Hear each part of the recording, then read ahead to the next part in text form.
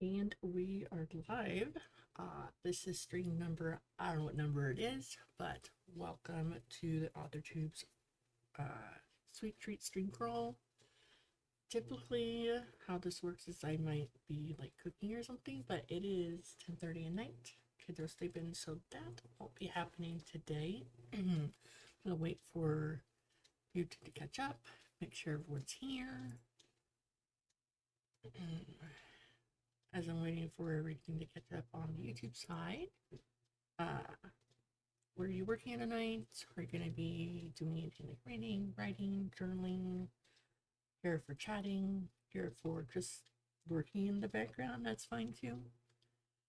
In the meantime, here is the link that has all the fun goodies like the ebook and the bingo cards and the badges and all that in a Google Drive folder. Here is the schedule. And then also in my description box down below, Cami had made a spreadsheet of everyone's like social media places and anywhere you can find them, basically. So JK is here. How's it going? And Laura says that she's here for the chatting. That's fair. How has the Sweet Treat Crawl been for you guys? I popped in and out throughout the day. I planned on arriving at the beginning of at the opening and then saying hi in the first stream, but that didn't happen. I went to bed and I said, I'll see you guys in the morning. I don't know what it was like you did a 8-hour stream, but I really wanted to be in the opening one so I could kind of see how the closing one should or could go since I'm doing that one. So typically how I do my streams is we talk, we chat, and we do some activity sprints. So I guess we could just chat until we feel like we need a break. And or my voice needs a break, one of the two. I did include a recipe in the ebook that is in the goodies Google Drive. It is my super easy fudge recipe. It's so easy that my kids could do it. That's how easy of a recipe it is.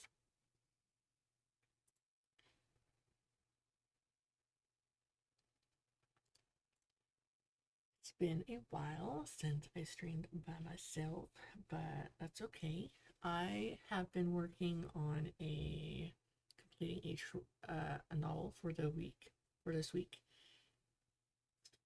I'm almost done. I have like 4.5 chapters to do. Then tonight I'm also trying to finish a short story. I have about 2,000, 3,000 words left for that. I'm submitting to my local writers group anthology. Romantic comedy is the theme of the anthology, which is kind of my thing, so.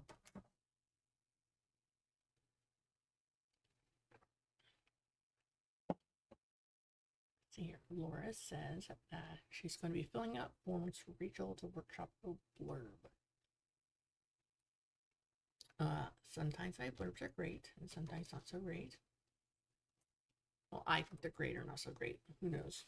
But blurbs is one of those things that people have a hard time figuring out how to phrase things. Kind of like an author bio, like how much do you include? What do you don't include? Do you tell your life story?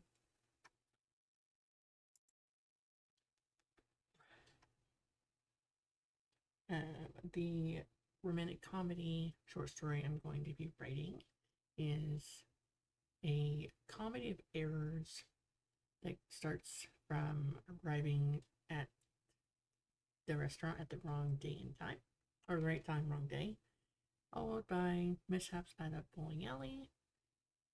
I used to work at one. I used to bowl at a bowling alley on a league, so I feel like it can lend some authenticity to those descriptions there.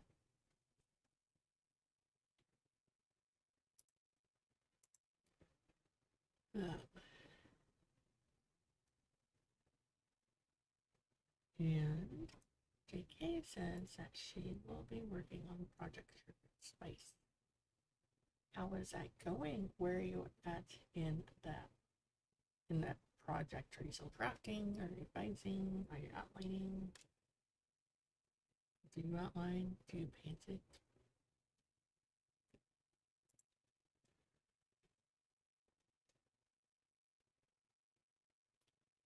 I typically kind of have an idea for a character or two, and then I would just pants it and make it up as I go for like first several 100,000 words. And then once I get right before the midpoint, then I would like outline the rest of the chapters as like a paragraph, a sentence to a paragraph, what I want to happen into the chapters. So then when I write it, I can just pull up the chapter and that's what I need to write. I kind of do it both ways. Some drafting, some outlining, some pantsing, and JK says that they are currently in revisions developmental edits phase. Do have the YouTube thing playing on my phone side.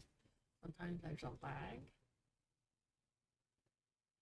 And Laura says they decided to workshop her a study in demonology for dark academia or tragedy. Is that the one with the lyrics you were making up the other day, or not so much?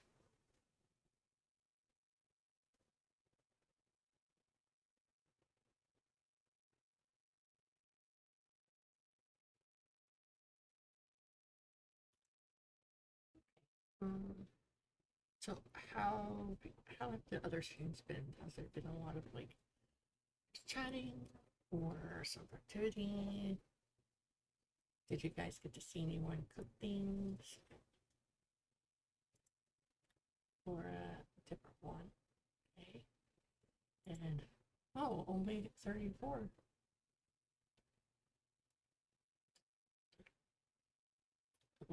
Maybe 35. Got it. Sky. Yes, naps are good, especially since you are streaming after me. And I've accidentally taken your normal streaming time. So enjoy the working in chat. Totally good. Versus you are losing count and you made a list. I have a few work in progresses. Nothing as much as 34 or more. Hi Renee, how's it going? What will you be working on during this stream? Will you be working on something? Or you're just hanging out in the chat? Yes, right, Laura. 34 work in progresses. How do you do it? And Sky says, I understand the listing, as I've pretty much done the same. And JK say hi to Renee and Sky. Just a tad more than that. Just a tad.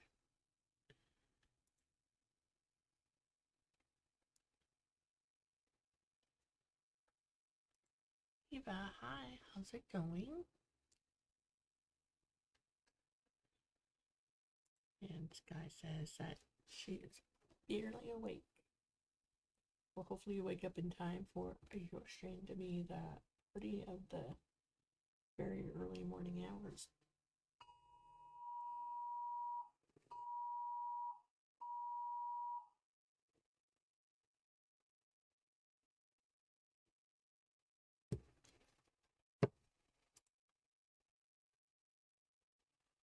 Don't know if you guys heard that over the nope. Yeah, right. I was wondering if you guys heard that over the phone. It is actually an Amber Alert for the San Antonio, Texas area. We got a lot of them down here. Not a storm warning. I haven't gotten any of those yet on my phone down here. Mainly it's Amber Alerts. Yes, the list of work in progresses. That's maybe what I'll work on, because I don't know if I feel like doing things. Thinking of doing things. Well, that's a hard maybe.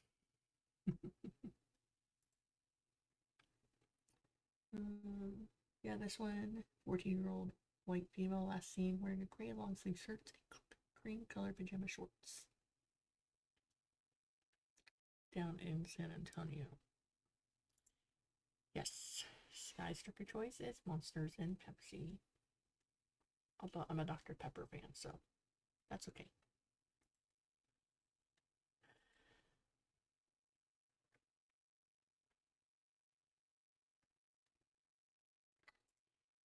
It says her rhyming picture book's pen name has at least 7 work in progresses in the works.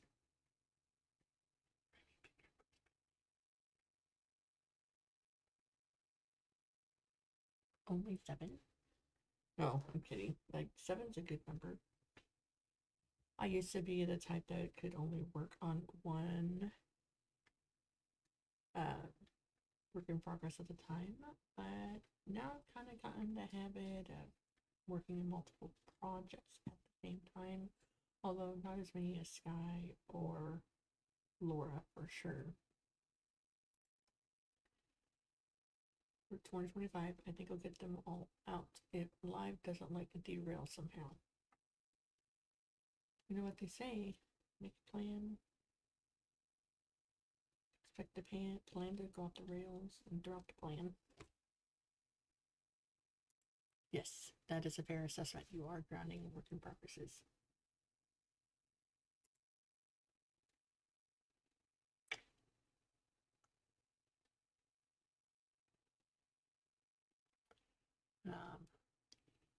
So I know 2 more people. Tyler Kane should have at least have a handful out this year too, but she's lower priority despite having 8 work in progresses on this year's list. Also short children's reads. And Laura says you have 40 if you count sequels. Now on our next on our little productivity sprint that we'll be doing at least at some point tonight, because I'm not talking for 3 hours straight non-stop. Not happening. I'm gonna go in and I'm gonna work on my short story, but I'm also gonna count see how many work in progresses I do have.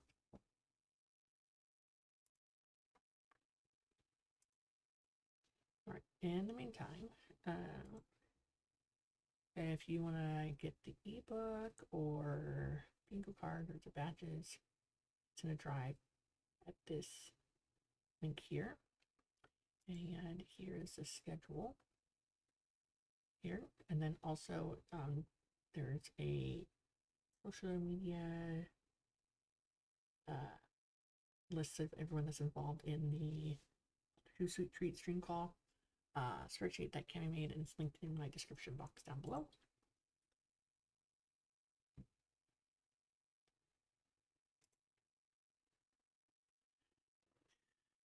I mean, we can totally chat for 3 hours, but I'm gonna need you guys to ask me a question or two. They keep it going for 3 hours, for sure. We could totally. I'd be fine with that.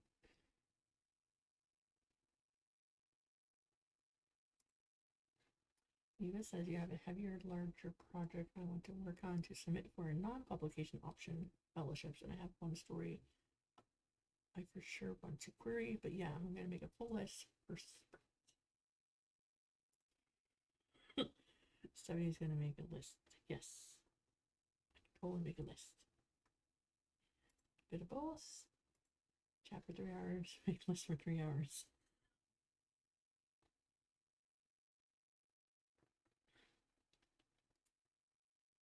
I mean, I won't have to do much talking tomorrow, luckily. It's not a school day, so I don't explain to kids the love of math. But I mean, I could very well talk and talk and talk. Let's see here. So let me just talk about my work in progress off the cuff. So I have the blind date short story at the bowling alley that I'm working on. I have about 2,000 words left on that one. Then I have a short story in my shared small town romance world, Tales of the Heart, that used to be named Love of Rocky Beach, but I renamed it since then. And that one I have about 4.5 chapters left to do.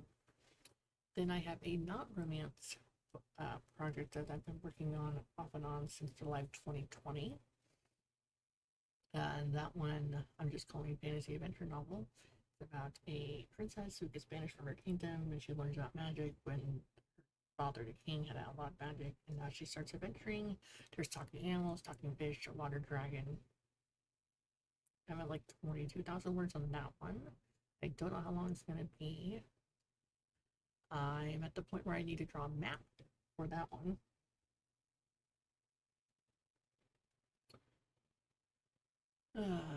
So those are lots of some work in progresses. In my Google Drive folder, I do have things labeled as in bad opening, this is horrible, what was I thinking type things. I do have a Substack, and on that Substack I have my regular newsletter. So it's called Snippets by Stephanie, but then I have a section called Road Trips Are for Wimps. And on that one, I'm going to be sharing stories from traveling on the road for the last 6 years before we stopped in October. I do have a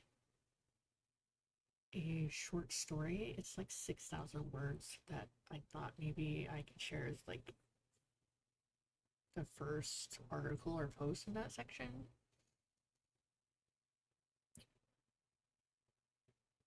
So it's so those are things I have going on. I do have a website, but right now it's just I mainly use it just for a place to post all my links to my books. All right, let's chat junk. So let's see what's going on over here. All right. Lauren says, "Hi friends, be sure to smash the like button. Yes, please. I do appreciate it." Let's see. Sky says, "Or if I ever get serious about streaming my games, they legit would be chat like that because of the fact that I don't tend to talk a lot while gaming like a lot of people do. My gaming friends forget I'm on chat with them because I say something for long since while gaming. How do you juggle all the projects?"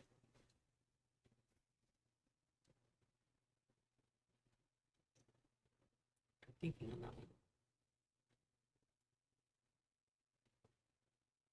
So I juggle all the projects based on when I wanted to be accomplished by. So for the short story for the local anthology and then another anthology, they had deadlines this month, so I knew I needed to get those done. So that's why I set aside my small town romance series. When I used to do pre-orders, before I missed a pre-order, as well, I lost my ability to do pre-orders for games from Amazon for a year. I'm pretty sure my year is up. I would prioritize getting it done in a certain time. And it's only been like the last 5 months or so that I've been working on multiple projects at once. Adding another column to your list, yes. Where it says she's answered Rachel's first question, halfway done with the second. Eva says with Substack, I haven't really made or considered a plan for posts. I tend to just write super personal crap randomly or intentionally post something related instead. Yeah, so I've done 2 this month, and they were just mainly like, some were like writing updates, some were like just thoughts on like what I've been doing lately. Sometimes I share like video links in there, sometimes I don't. But kind of been wanting to share about road life travels. Mainly because when I talk about it here or I share videos and post about it anywhere, people are interested and ask questions about it. So that's why I thought it'd be fun to write about life on the road. Plus, for like this first year, I was keeping a daily journal in a planner about what we did that day. So I think it would be interesting. Plus, I also have a separate YouTube channel where I posted a lot of the travel stuff there, so it would be a good place to trigger my memory again. Figure that more maybe. I don't really plan ahead with my social media stuff anywhere. Although earlier today I did create 14 different images on Canva or book promo images to share on Instagram, and then I'll just automatically share over to my Facebook author page.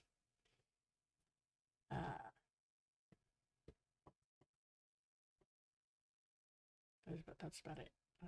I do want to like start doing like Substack like every 2 weeks, like twice a month, and just give and read on what I've been writing, how my writing progress are going, and then books I read. I think those would be some good ones to do.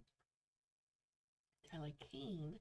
When I publish short reads for children, the current is published as a picture book, but I'll figure ebooks out soon. Current Eva will be all rhyming picture books. And I want to get both of those pending a decent backlog, like 3 to 10 books for in-person setups with maybe 1 book a year for the rest of my life. One of my writer bucket list goals is to write and publish in every age category with my children, while my children grandchildren can enjoy them. My son and Tyler's target audience, he enjoys the picture books too, but they're also for younger than him. They're also for the younger than him already.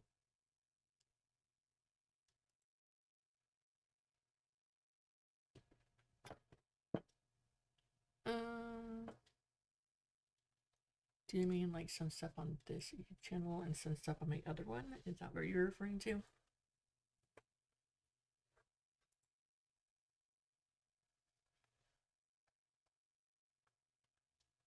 I used to, so my other YouTube channel I started first. I was vlogging our travels all the time. Then I started writing, so then I created this one specifically for just writing. And then I worked really hard at only writing stuff on this channel and only travel stuff on the other one. But then it got a lot.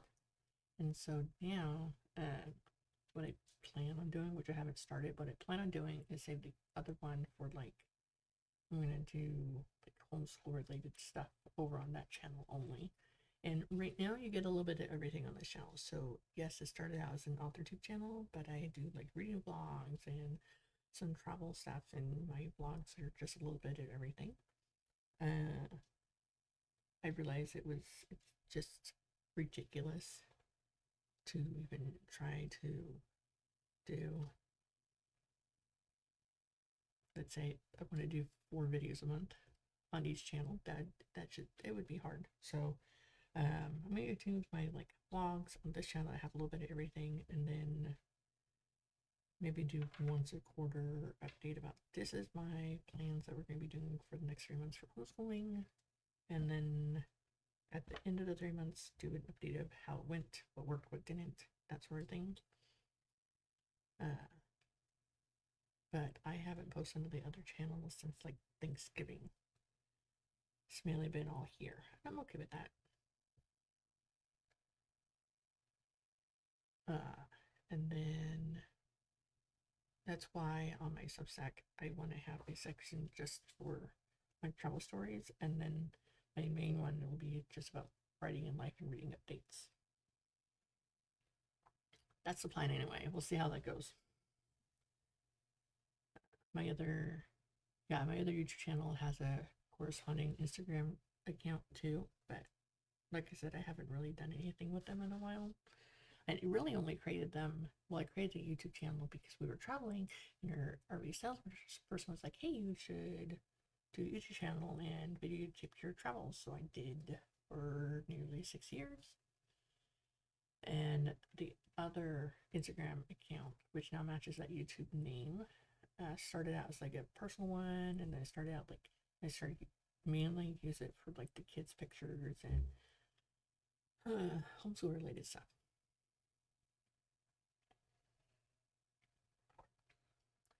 And one of the reasons I started sharing more about traveling and personal life stuff on this channel is for about 3 months I would share the exact same video on this one as I did on the other channel, and it got more views over here, more comments and engagement over here. So then that's why I started gradually just incorporating more life into my videos on the side. JK says, time for me to go to bed. Good night, everyone.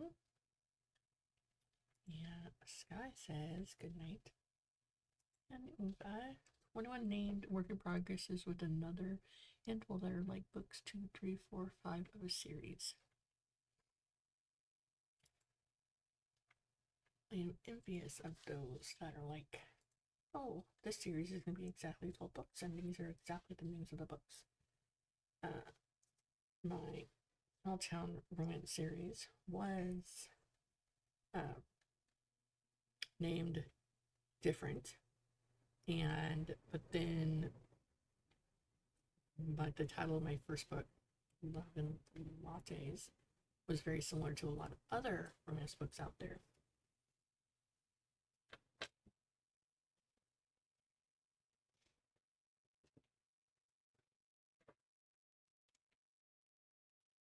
So when I redid covers and redid the name and all that, I decided to just put everything underneath my full name, my regular name that you see right there. And then I renamed the titles. This says I have one handful of potential work in progresses that take place in the same town. The town and characters exist, but I haven't plotted much beyond one book for a concept design for like 5 or 8. But like not the sort of series that you would read in order. So I feel like so far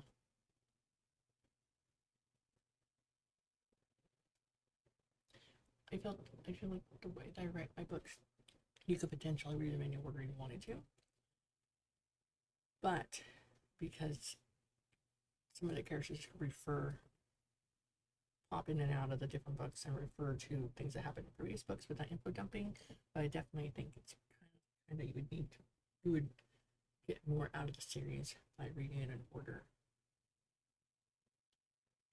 Because in kind of each book, there's a side character, and by the end of the book, you kind of get the impression that one of the side characters, that's going to be the focus of the next romance in the series. And then I have a super short story, Holidays in a Small Town, where a minor character that has like a Christmas vendor booth at the Christmas bazaar by the wayside, and her name is Lily, and she says, "Oh, I just moved here. I'm in the next town over." So that person is going to have a story of her own. It's a way to slowly build out your cast of characters in your books without having to introduce everyone brand new. Just kind of prep them along as I go. I may be doing it wrong, but that's what I'm doing so far. So there'll be some spoilers perhaps, but not so much you not want to read their story, I hope.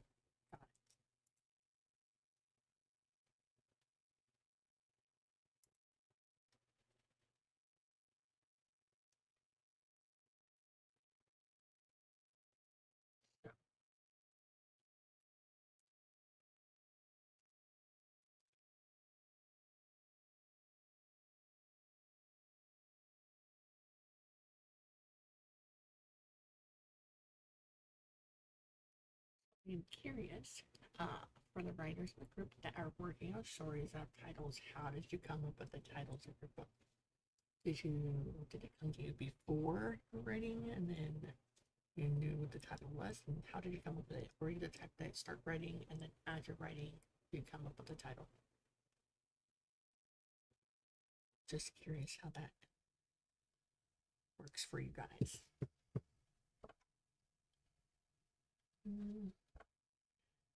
I knew when my books were called Love and Lattes, Loving Kisses, and Onward, what the book titles were for the first 2 books. And then I did a group effort of naming some more potential titles. And so then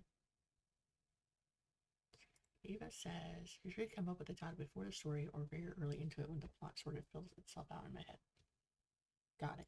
So I read the books, I combine the first two books together, and I need to come up with a title. And since they're a small beach town, I wanted kind of a beachy name. And so I put Waves of Love and Laughter as the title, and I decided on the title, I announced the new title and all that, and then I think it was about 70% way through the book editing it when the main character used that phrase, Waves of Love and Laughter. So I was like, oh, that's perfect. That was a perfect unintentional thing that I did. And then the second book, Santa and Second Chances, again, it's a beach town, and there's 3 different stories in there, and they all give love a second chance. And it's not your typical, oh, like, you're someone you grew apart, and then you're giving love a second chance with that person. You're just giving love overall second chance because you gave up on love for whatever reason, and then you find love again. See here. That says that your paranormal town series is more intentionally built as a place, so the stories don't exist enough for titles yet. And Sky says I've come up with titles different ways. I can't remember how I've come up with most of the process, or the process behind them, but the titles are in a series together. I try to follow the same format for each one. I mean, I would have liked to keep the love and part, like love and lattes, love and kisses, love and chance, love and family, love and sunsets. But there was entirely way too many books that were similar to that. In fact, when I would search for my book on Amazon, the first thing that would always come up would be the Legends and Lattes. Yeah, which is a great book in itself, but I don't know what I'm going to name this next book that I'm working on. No clue whatsoever. No idea. So, we'll see. Damned and Dangerous Quartet are named after what was originally the first book, and I didn't have a title until I purchased the cover. I asked the cover artist if I could keep the title on the prima cover, and they just formatted it similarly. That's cool. Heaven is Full of Dragons was a hope before a concept, before a title, before a poem. Okay.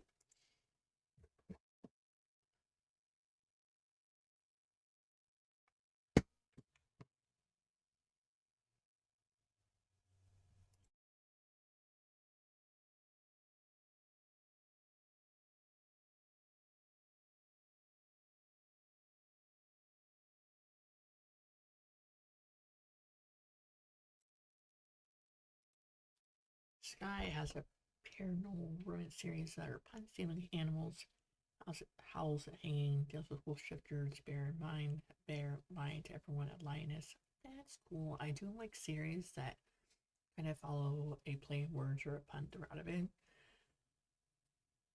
Like, I know that's really a big hit with like food related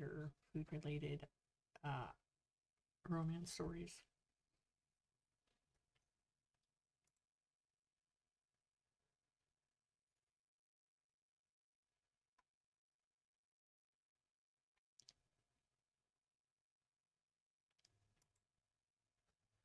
Laura says you might have too many antagonists. How many antagonists do you have? Eva says, not my father's son is heavily inspired by some experiences from my mother's life. Feminism and poverty are some big themes. And she's the only daughter of a not great father with many brothers. Got it.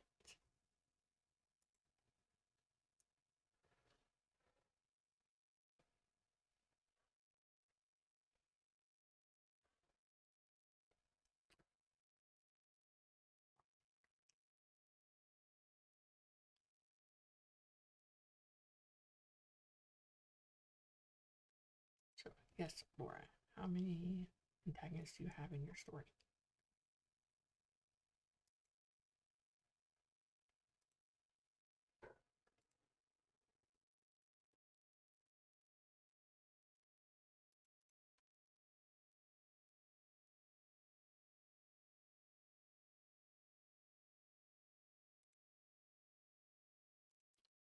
Let's see here.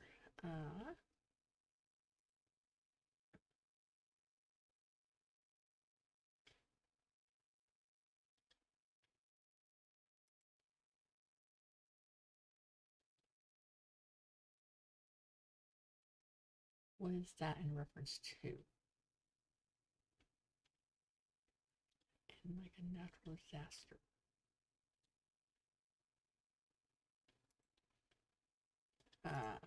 Or says you have an exorcist, a secret society, and their leader, and the two love interests who are maybe not what they seem. So like 4. Yeah, that's not that many. I go with Eva. Are any of the 4 also the protagonist though?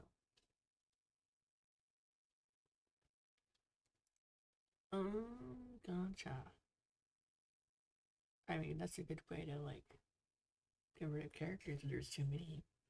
Natural disaster, storm, a flood, a fire, an earthquake that magically swallows them whole. Lots of ways you can do.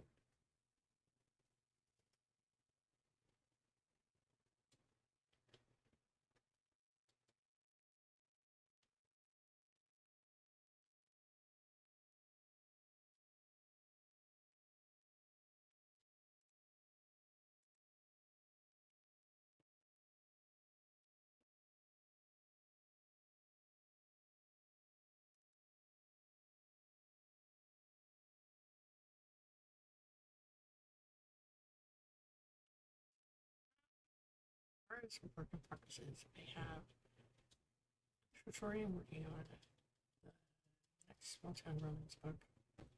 Plus, I have ideas for 3 more after them, but I have not even written a word on those. And I have the fantasy adventure one. Then let's see here.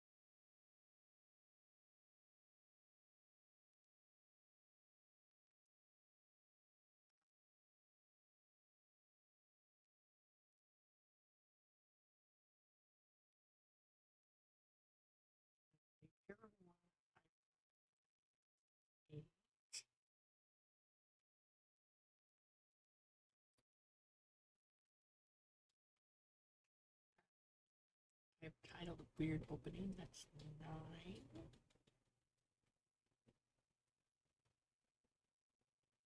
Any others? Let's see here. Lost Mother Magic Story, 10. Which series? 11.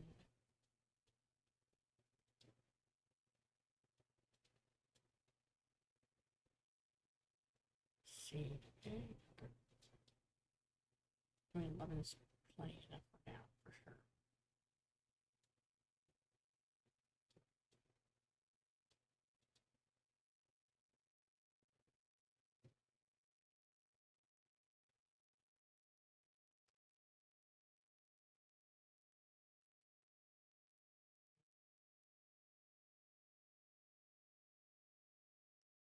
Okay. 11 it is.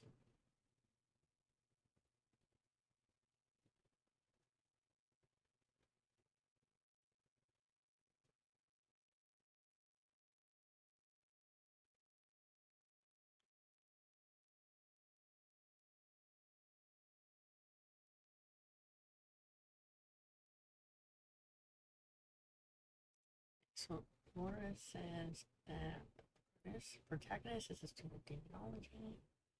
And Eva says you watched all the Game of Thrones as it aired, loved it, chef's kiss. But like imagine someone had just been offed without it being plot related. Right? There'd be so many people angry. What do you mean she fell off the boat? I didn't realize I was muted. That's weird. Is this the one with the music? No, it's your Dark Academia.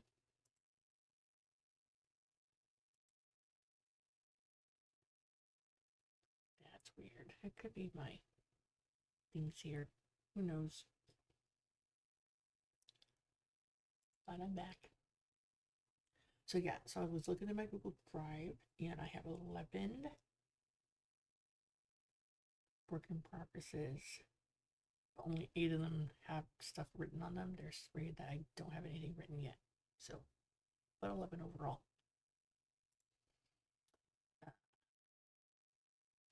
Do Dark Academia 5 wedding photos. That would be really cool.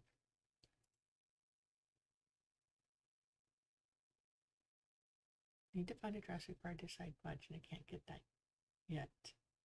This year's goal is to get some wedding photos, and I want them to be fancy. Fancy.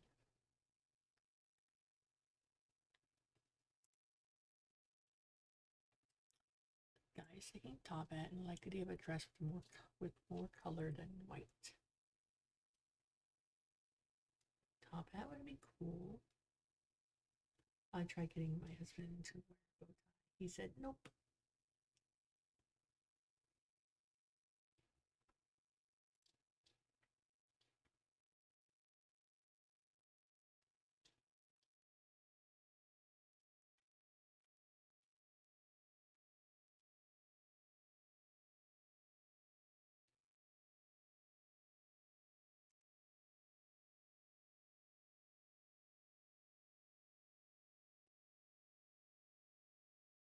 So I was looking into my work in progresses. There's a lot of like paranormal type stories with witches and magic and ghosts and things of that nature.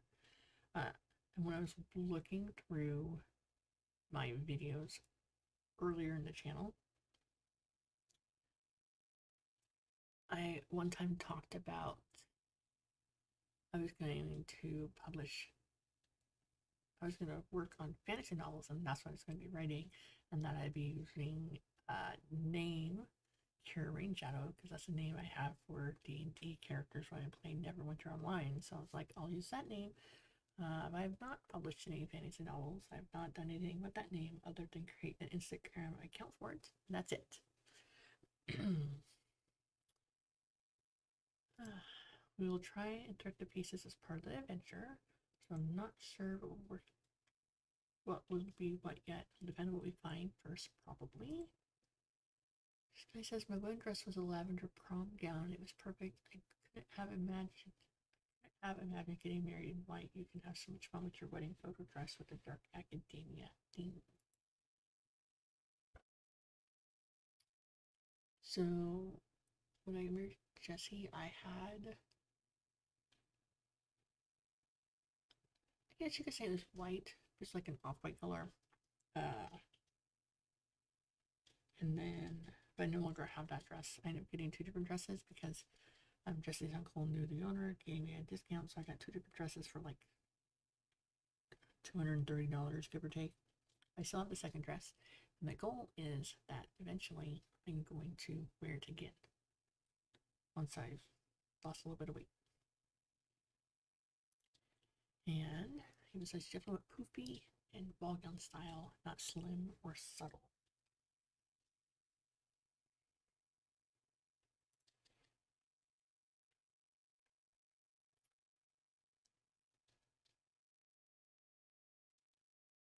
Dark Academia meets cottage prom theme. It's really asking AI somewhere, right? Come up with some ideas.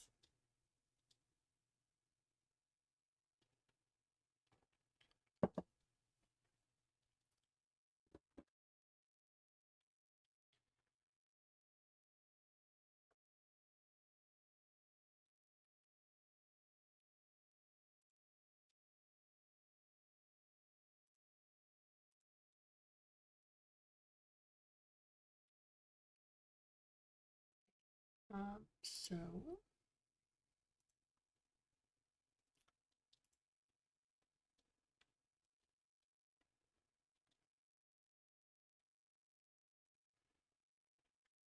I usually need to talk nonstop, and I at a loss. I did take a nap today, and I for like an hour, for like an hour and a half, because I took a little while on the couch and then went to lay on the bed and took another one. I was actually kind of nervous right before I started the stream. Maybe because I figured more people would be watching. On the sixth question now. How many questions do you have to answer on that form?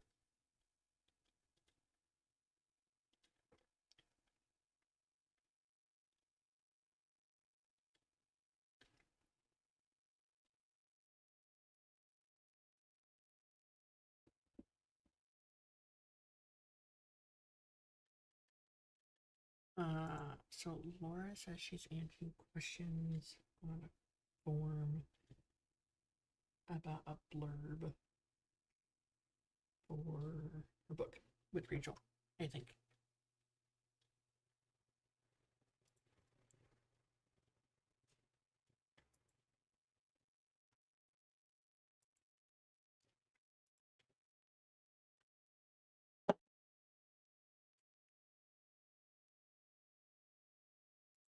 Yes, that's the Rachel's blurb critique. That's what it is.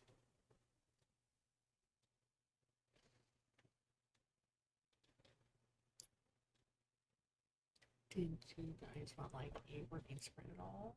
Or a break to go take care of stuff? So I can keep talking and chatting.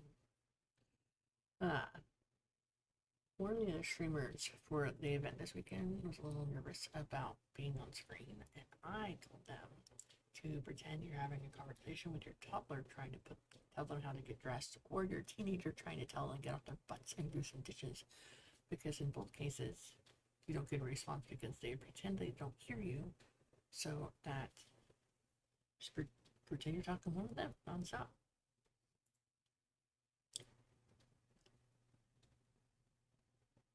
Which I think works when you're more awake.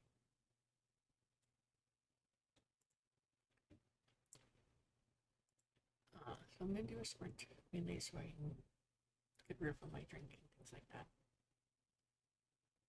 And then I can think of some interesting questions to talk about when we get back to the sprint. Okay, so we can do this correctly here. Okay, how long of a sprint would you guys all like?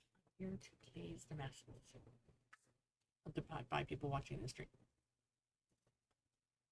25, 15, 20. I'm not gonna do longer than 25 though.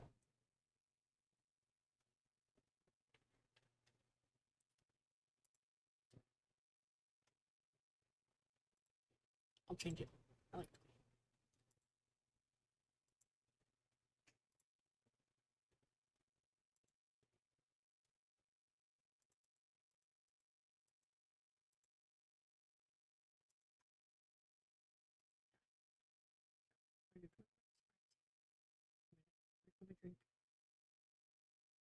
Maybe get a snake.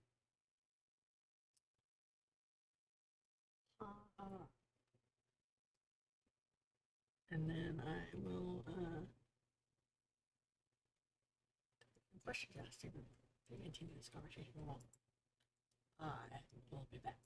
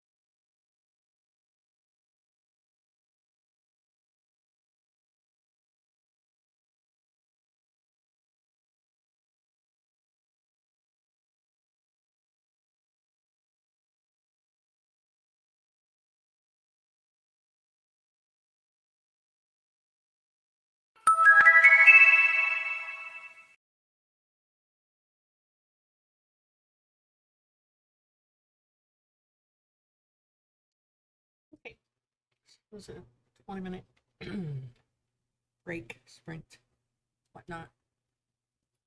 Let's see here. We're gonna just pick up where I'd left off, and then I have something for you guys. Christina Whistler joined. Hello. Cami says, good evening. Actually forced myself to sleep today after waking up at the 2-hour mark again. I wasn't wasting 6 hours trying to fall back asleep like yesterday. Welcome.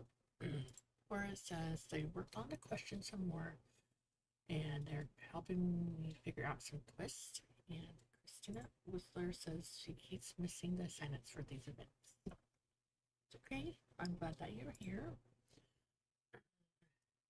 So typically when I stream, I'll chat and then we'll do like 25-minute working sprints and then go back and forth like that. But I thought I would just take a break and chat away, which I did for like an hour almost. Skya, 494 words. Good job. On which project? The one that you've been working on for the 7-day book challenge, or for, is it a different thing?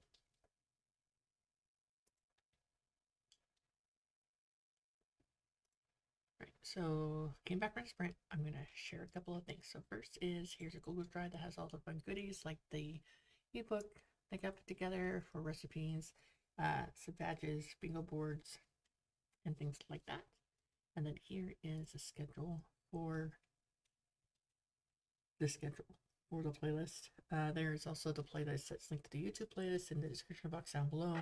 And there is like a spreadsheet that Cami made that has everyone's socials and things, so you can follow them all the places that you want to follow them. Let's see here. Look down the chimes, triggered the la la la la la, everyone's dumb song in my brain. Laura says I should switch music playlists and listen to one for my dark academia. Guy says they are still working on a book short, their 7-day book challenge story. Yeah. Okay, Renee says I fed the baby his last night bottle and got him sucked into his bassinet. I'm gonna guess you meant tucked, or go with tucked. Chrissy says everyone in your house is sick. Started with my son and went to the house. So far, knock on wood, that's not going on here. So I'm happy about that. So on that sprint, I got up and got some more, a couple of roasted peanuts. Took my husband a minute, and then it came up with a few different questions here and there to ask you guys. Yes, how did you go this morning? I never did go to the morning streams, but turn off my alarm, rolled back over. Body said nope. I laid down with the intention to get back up to do the morning streams, and I didn't sleep through alarms. I just forgot to set them all together.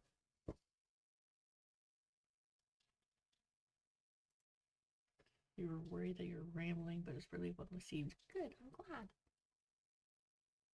I even volunteered to co-host with Cami to help alleviate any concerns for readers about rambling and all that, and I unintentionally failed.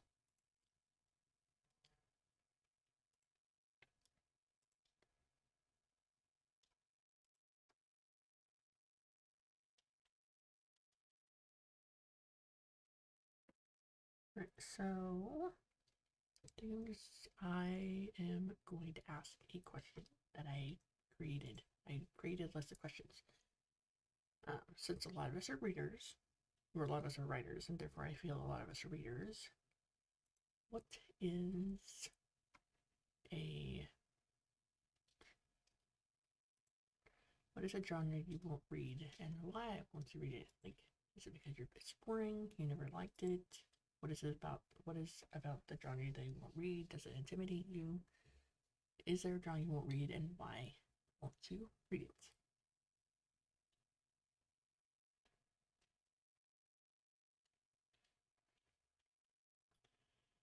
I says, after streaming so late, I'm not surprised I slept, but I wish I hadn't. Yeah, I didn't wake up till like, I think I crashed about 2:30, and then I woke up right before 9. Then I spent my morning, I went down to the office of our apartments and talked to him about a neighbor, came back. Yes, share the first paragraph of your Dark Academia. Would you like me to read it out loud?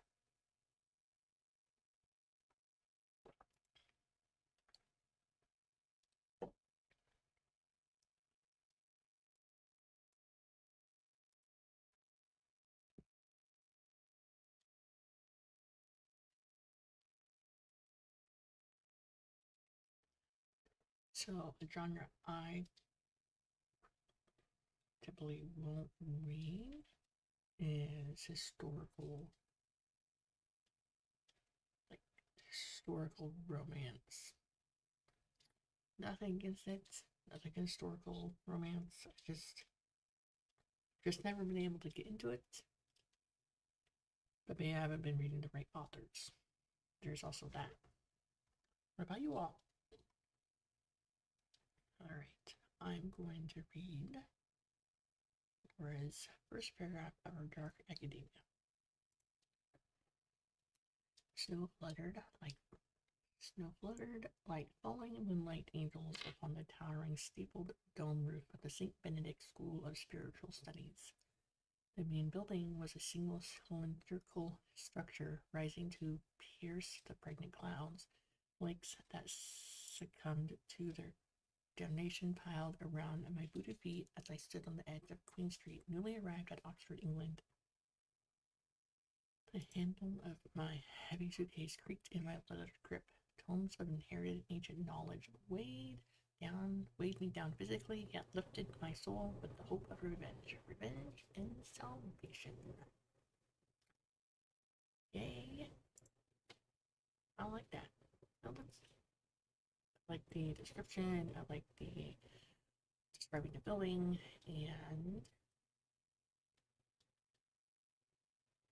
right, we got some comments coming in.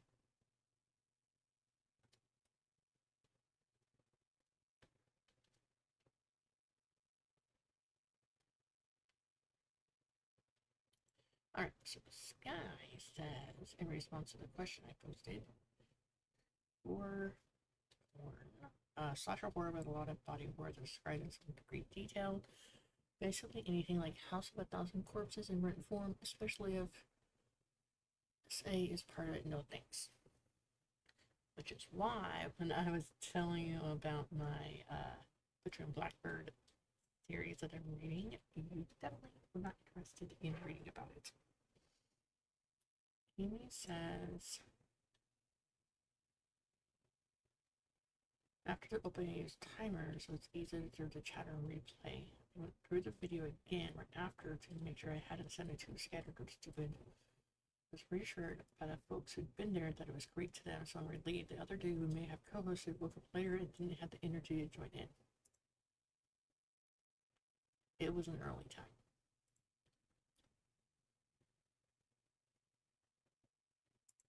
And that's fine.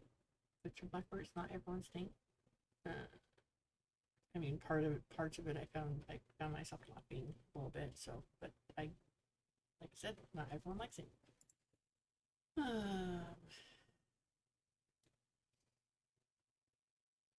In the same vein, what is a genre you won't write? Is it the same type of genre that you won't read?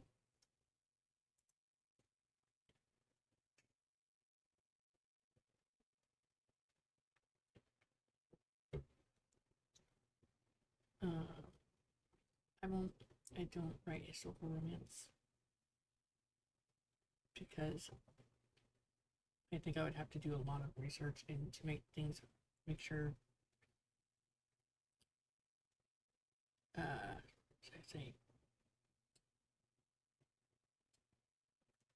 I say? Oh, yeah. So historical romance, I don't think I would write it because there's a lot of stuff that I'd have to research to make sure everything is historically accurate, and I know myself, I would never finish it because then I would just be diving in a lot. Okay, so Cami says, that's why I reassured you guys it's fine. Why I told Jenna I could chill. Yeah, gay. And not a high demand time for most, and I'm almost always awake then regardless.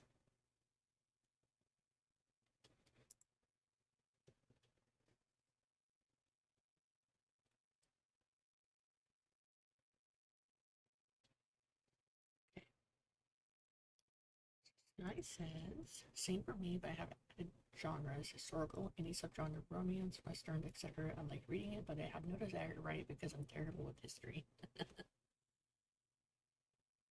And then Laura says, the genre you won't read is, well, you'll try just about anything, but I won't promise to finish it. You litmus test it, basically. Okay.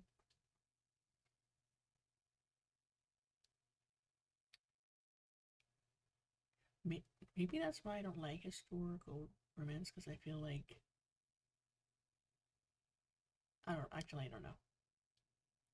tried reading a few recently, but they were so bogged down in heavy details of the time span.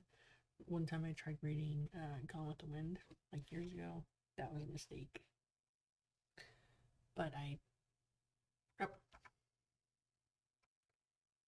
question 1 is, what is a genre you won't read and why?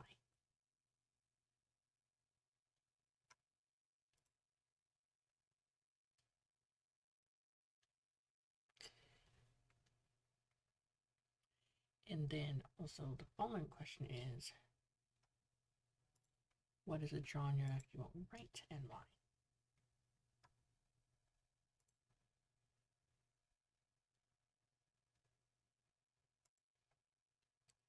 Says, I'll try making anything for a flash or short story. You like experimenting and stretching.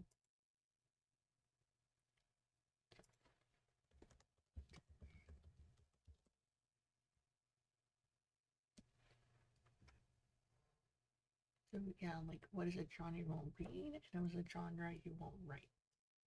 Are they the same genre or are they different?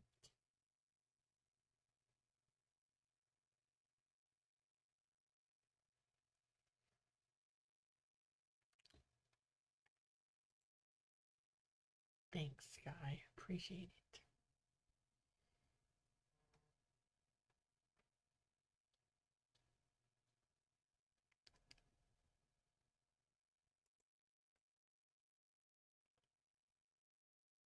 Not a huge fan of historical romance, so not gonna read it. I probably wouldn't write a historical fiction novel.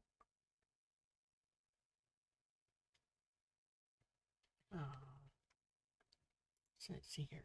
Eva doesn't read erotica or gore horror.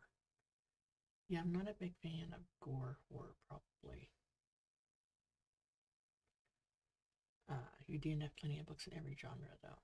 Yeah, I mean, just because you really like a particular genre doesn't mean that you wouldn't necessarily DNF a book. I DNF'd it was a middle grade book. I forget the name of it, but it was recently. Where this family of like vampire type hunters were descendants of Van Helsing. And I read like the first 3 chapters and I could not get into it. But I was like, nope, not for me. And a genre you won't write is Christian anything or any genre with super strict rules surrounding faith or right or wrong.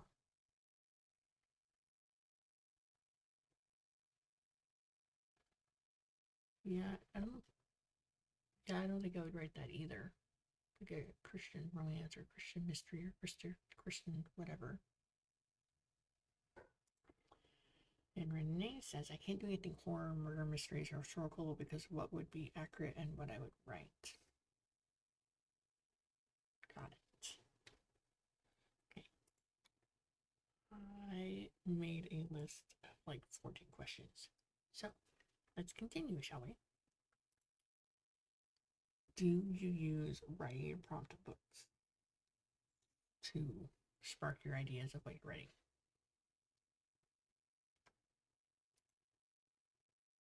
Like, I own. So don't like Christian books either, group on them, and I rebel. Got it. So I own a few different writing prompt books. Have I used them? Not so much. I have this one. It's called A Writer's Life to the Creative, or a Writer's Year, and it has creative writing prompts. While. And 1, 2, 3, 4. And I've used 4 of them. We got it at Barnes & Noble a long time ago. Things like,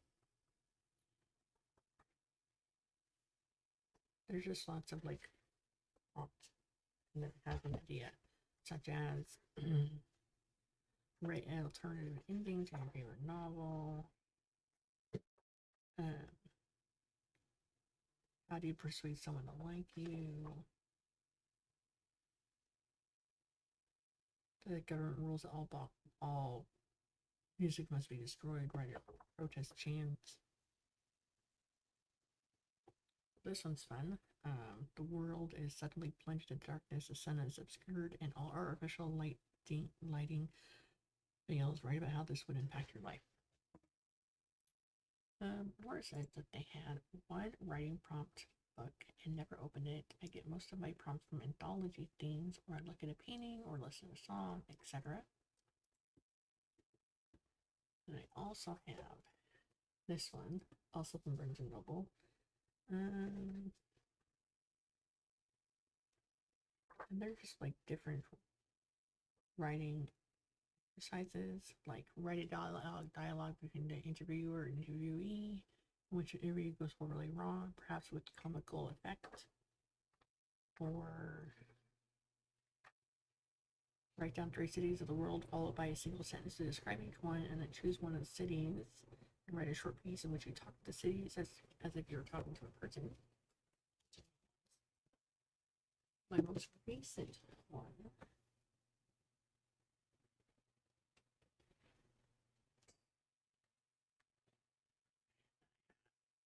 is this one that I won in the giveaway for it. And it is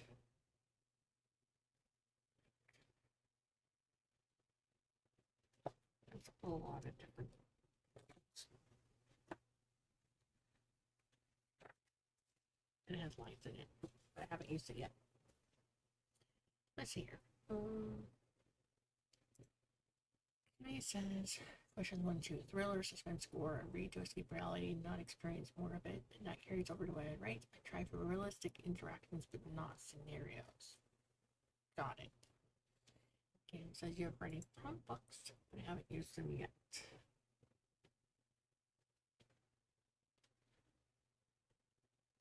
And this guy says that you read a few writing prompt books when researching for your own, but I haven't ever used the prompts in any.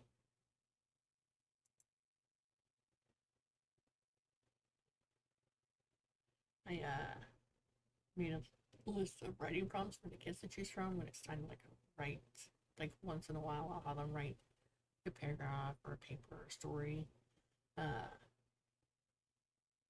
or like a research topic, like pick a famous president or pick a state, pick a thing in history. One that Jackson did. He's 12. He wrote, if you had 3 wishes, what would they be? And then he proved to me that he could write well. So now, now I know what you're capable of doing, and so now I'm going to expect you to write like that more often. He says.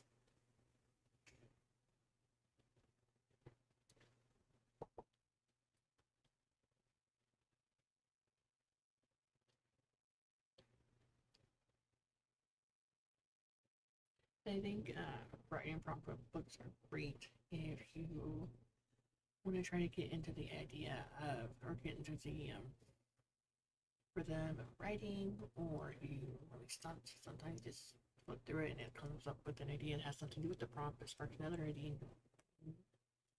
And Cami says mine's been avoiding writing overwhelm rather than thinking anything bad about them, though. Right. I have more questions that I've created, okay?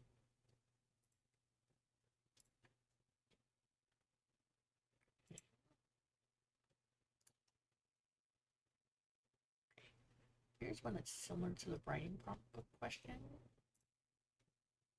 What are some craft books you've read or want to read? For example, there's Say They Get Writes a novel, Romance in the Bead,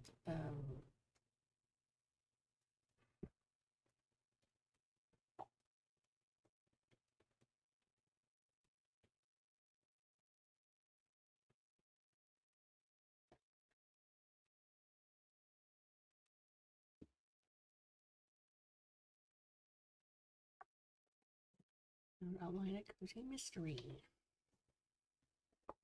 And then Kay and Wyland has outlining your novel. Outlining your novel workbook. Structuring your novel workbook.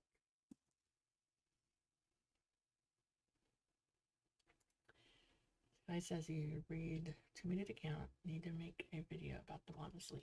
See, there you go. Gave me an idea for a video.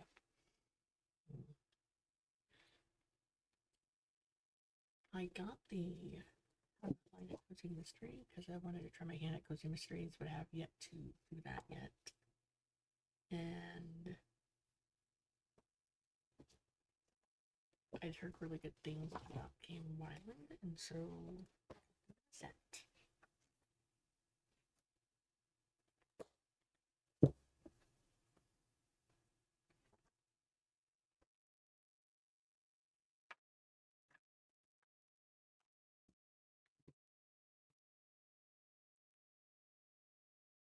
So you watch it. Are there any craft books you've read that you recommend to others that want to read craft books? I know there's one book that I've been looking at, I think it's called like Story Genius or something like that.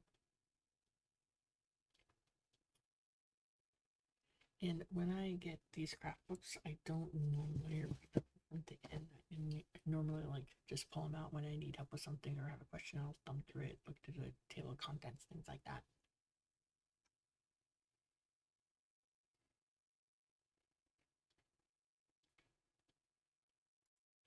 Also, don't forget that this is a Google Drive that has the ebook of recipes that some is sent in, and it has bingo boards, and it has some badges and things for the event. Then here is also the link for the schedule of events as well.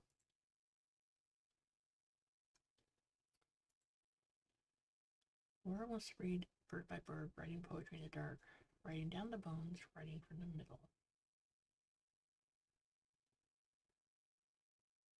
I've only actually heard of writing poetry in the dark. That sounds good. I'll have cookies tomorrow. I have nothing today. So yeah, so we're just talking about some craft books that you've read, or that you have read, or that you want to read.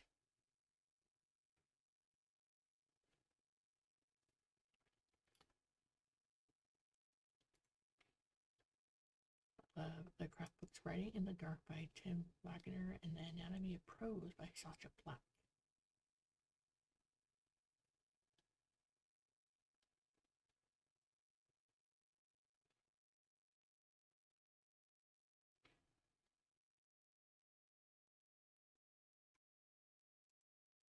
Yes, that is correct.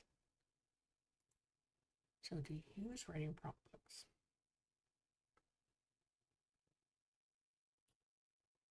I have them. I don't actually use them. I probably should.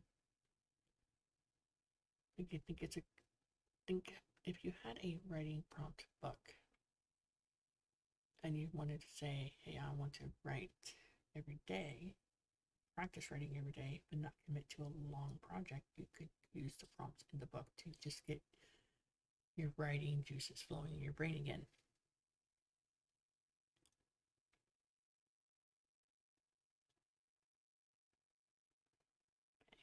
And then next one was some craft books.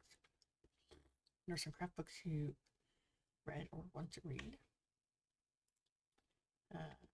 Eva says, not really, but maybe someday I will. I'm not opposed to trying them. Maybe Natalie and Chandra's are on my wish list. Now their latest one, The 1,000 Words of Night Romance. I haven't used it yet, but I probably should. Right, so Sky wants to read Say the Cat Writes a YA Novel, all the Dear Writer books, The Writer's Journey, Writing Monsters, and The Guide to Writing Fantasy and Science Fiction.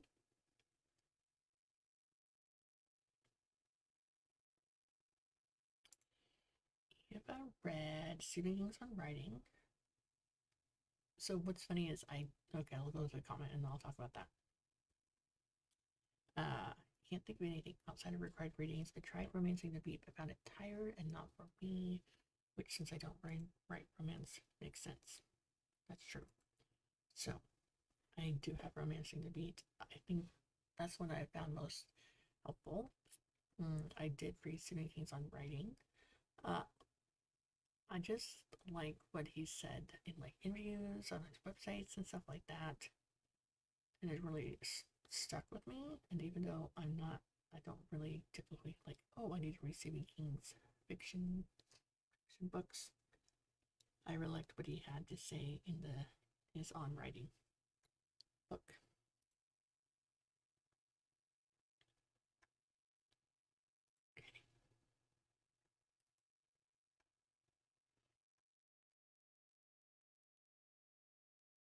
Alright, so next question that I have is, what is the hardest part about being an author?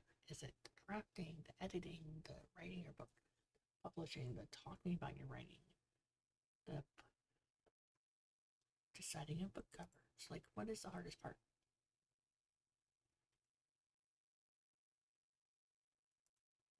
Don't read King's War at all. I do like his thrillers, but not so much.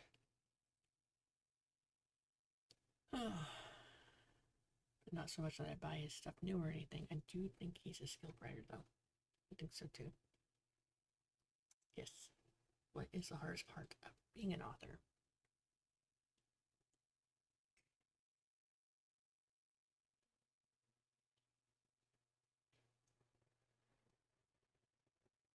Sky says, I read on Reddit. If you know, I honestly prefer the biography portions of it over the craft book portion. That it was helpful. Just that I spent most of the book thinking it was just going to be biography, only for it to change 3 words the way through. But the memoir parts, it's the only reason I remember it. Okay, so what is the hardest part? And I think the hardest part for me being an author is once your books are out there in the world and then waiting for the response from the readers, as in, are you gonna love? Is it a book that people are love or not love? Which also involves me talking about my book and saying, hey, I have a book, you should read it, or this is my book. Like the whole putting yourself out there and putting the stuff that you've written and waiting for someone to say, this is great, or someone to say, you missed a typo.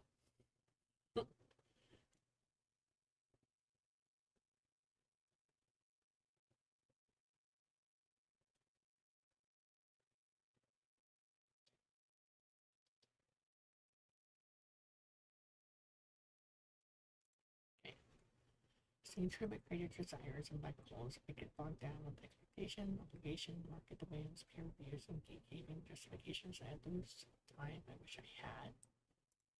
So I said the hardest part about being an author is leveling up your writing and then going back and reading into your older novels and not wanting to trash them.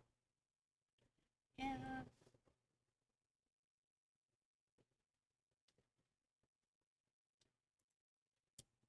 This question 4 was 2 questions and more answered was 5 has 1A, so to stay consistent for those coming in. Yes. Thank you. It is hard. So let's say you have a genre or a series that you're wanting to write and then it doesn't get traction or you feel like it's not what people are trying to read now.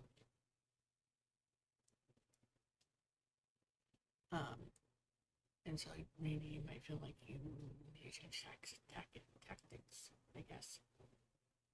The hard part is just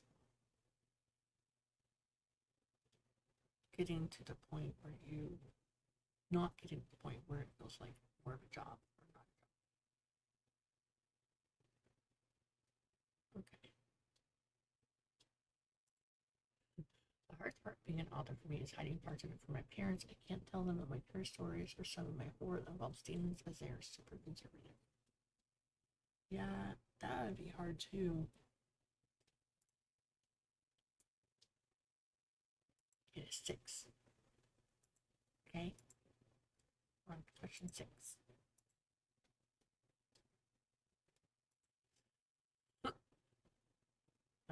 As I use and I'm sticking with it.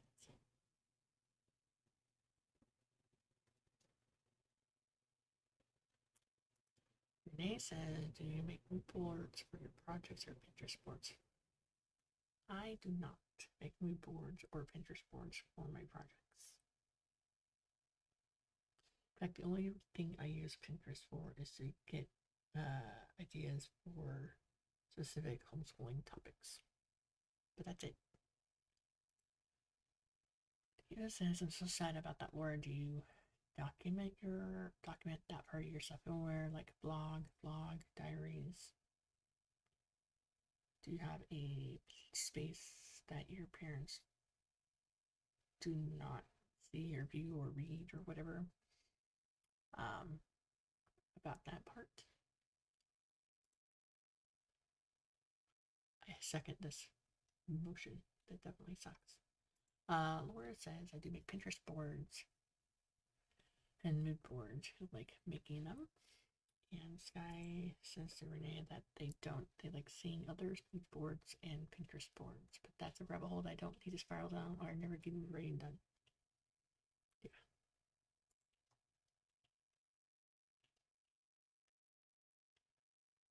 I did make a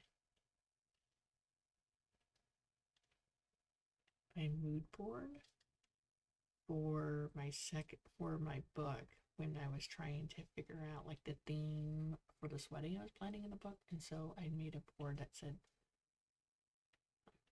wedding or something like that, and it was all dark blue with sunflowers and like candles and things like that, mainly so I can have a picture or two depict what it would be,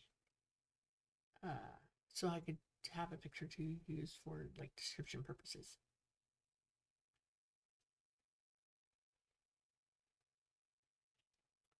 Okay, every time I attend a mood board, I look blank compared to those I see from others.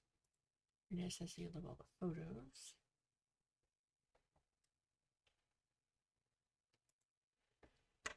Sometimes remember I have a YouTube channel but don't watch it. I could document about it. I should. Maybe I'll put that video ID on the list.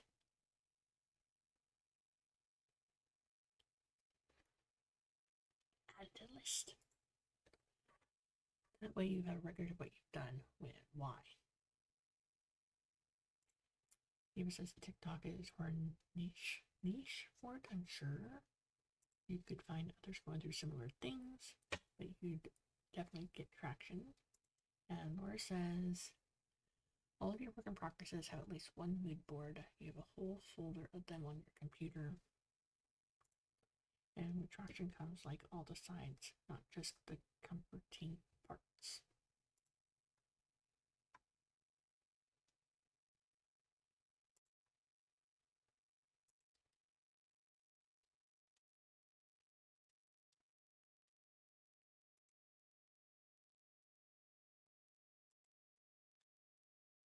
It is insane how many Mormons are on TikTok, right? They've even made a reality show about Mormons on TikTok. I haven't watched it. I just heard about it though.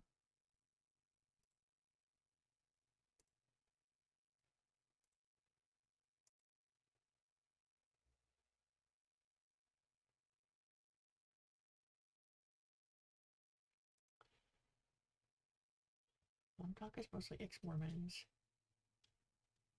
apostates. Oh yes, it ranked. Cami says, like my family that don't ask, maybe tell. Grew up accident left behind a very passionate against the door, then on the floor scene.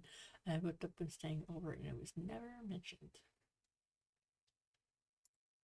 They don't have slaves, drink alcohol, etc. They are Jack Mormons or not active.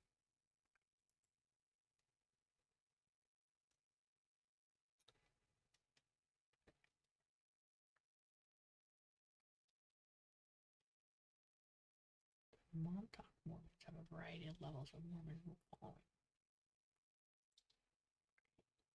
Alright, next question. Not writing related, but next question. Did you ever participate in a talent show? And if so, what did you do? And this is question number 7.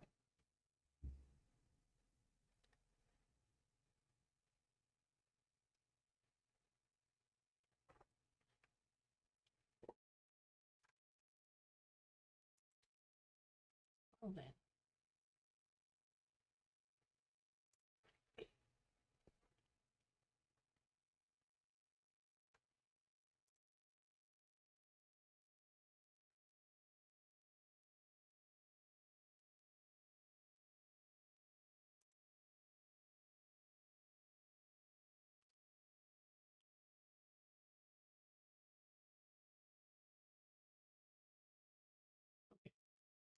Eva says they danced a crisscross. They did not win. Cami says they handled video editing. Old school 2 VCR time for someone in it.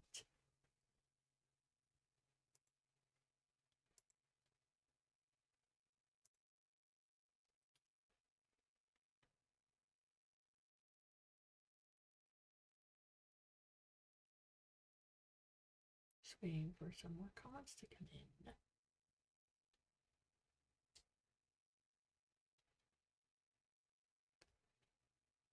Laura says played piano for talent shows before. She was on figure drawing and animated student films you worked on.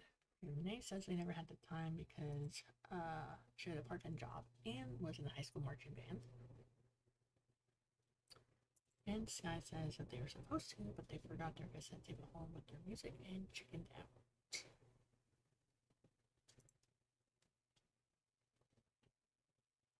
I participated in a community talent show.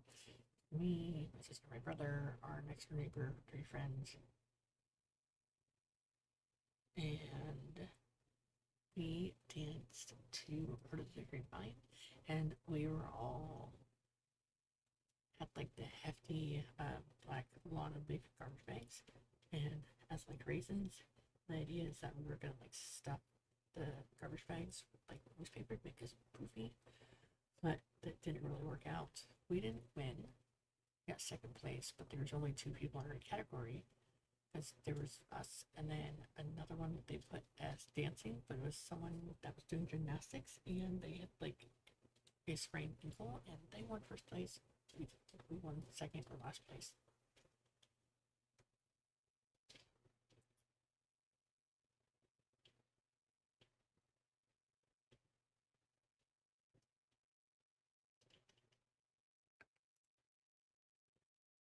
Was slightly more akin to Pentecostal faith, but has a pretty severe religious trauma and is a dysfunction or something.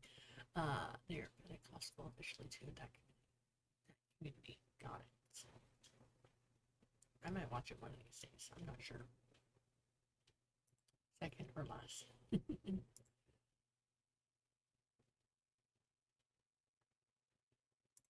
Okay.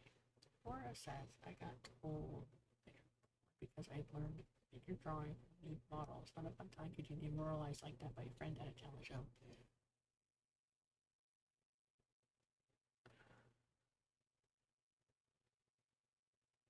Religious sucks sometimes. Some of the pieces.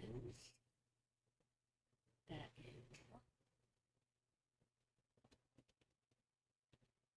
Waiting for it to pop in.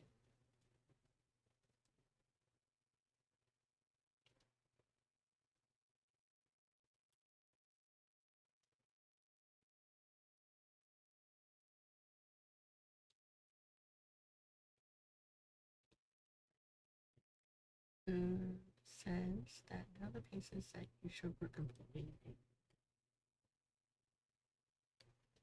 York. Eva says her husband's kicked out from impregnating women even though you're a virgin. His father kicked out because he was 18, so he could, but my husband was a sinner in the father's eyes for sure. Virgin trust. I know, right? That's crazy.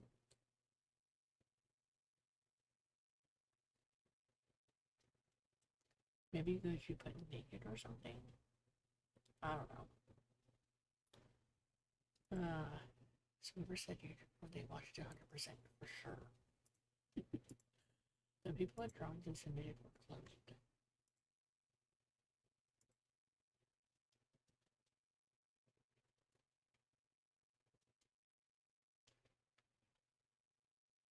Well, the other day when we were watching, we were on Skystream, and I asked JC some books that she had read recently, and because the book had death and also murder kill in one of the titles, YouTube blocked it too.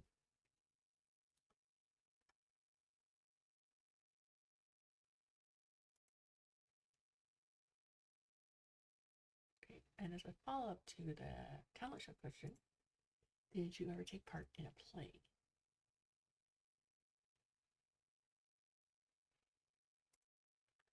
That is question number 8. Did you ever take part in a play?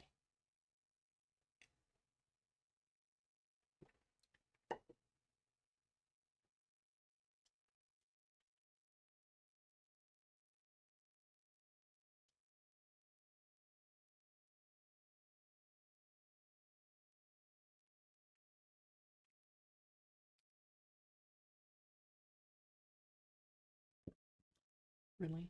Eva, question each.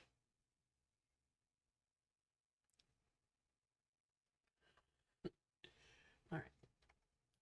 So, did you ever take part in a play? Tell us more. So, I remember I was like in 4th grade, and we did 2 different plays. One was this play where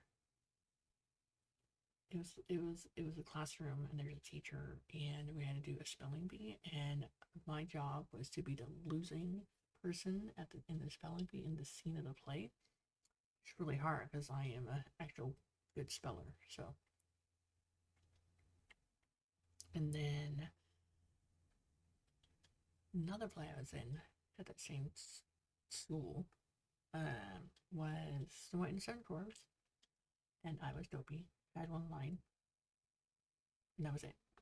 Other than that, I'd like been in like Easter plays and stuff like that, churches, things of that nature. But those are the ones I did in school. Okay, Laura says art is such a struggle. You try to learn within the confines the religious surroundings allows, and once you break free, you have to hide it anyway. I can't show my parents the painting I did last week. Ha ha, answer H. My sister used to write little plays. We sometimes act those out. I was never in an official production outside of Sunday school. And yeah, since they got in trouble for using hentai images as reference for dynamic body positions in a comic, like jumping backwards off of a building. It's okay. It is a safe space. Not okay yet, drama, but it's okay. You're talking about it. Not judging you, promise. Sky says in elementary school they did a Little Red Hen. They were one of the chicks in high school. Wizard of Oz backstage crew.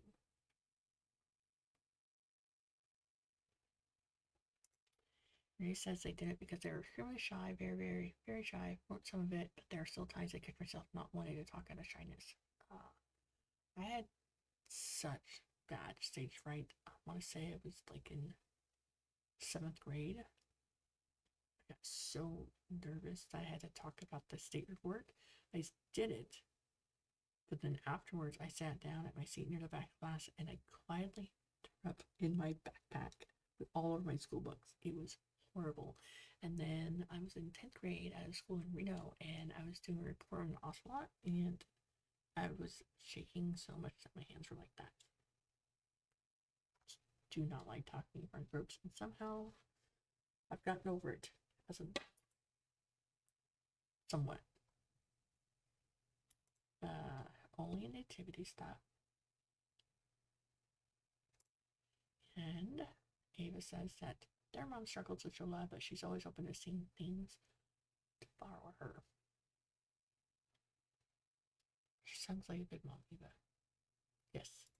Borrow her mom. Alright, so Cami says they took part in 1 year of drama. Luckily, their class only did it in-class performance. When it came for part of the play, I was full backstage. Performance is not my thing, though. I do make a great French waitress. God would chick even in front of the class, too.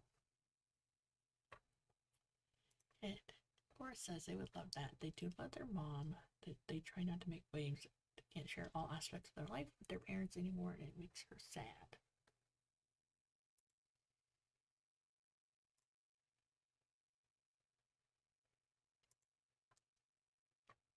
I don't need to bring up other topics, people. So sorry.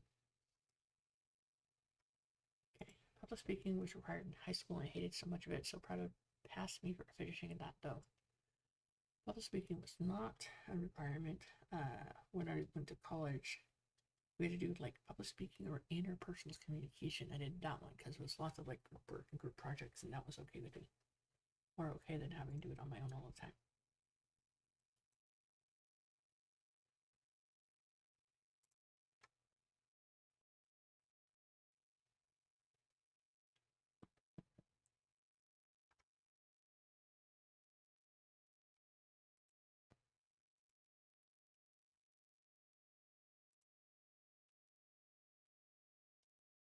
Okay. Ava asks, do they know you're keeping to yourself, or do they believe they have the entire you? My dad and I are close, but it's never been due to her not being able to be herself. Boggles my mama's heart. Laura says they've taught in church in front of hundreds of people at once before. We broadcast other buildings too. I'm used to talking in front of tons of strangers. Alright, let's move on to a new question. It's a fun one. It is question number 9. Are you a good joke teller, and do you tend to mess up the punchline?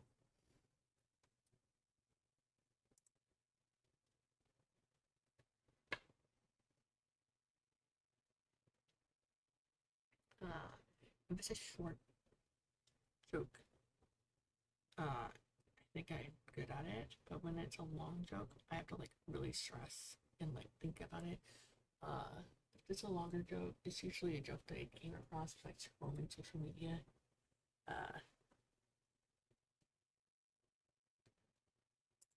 Yes.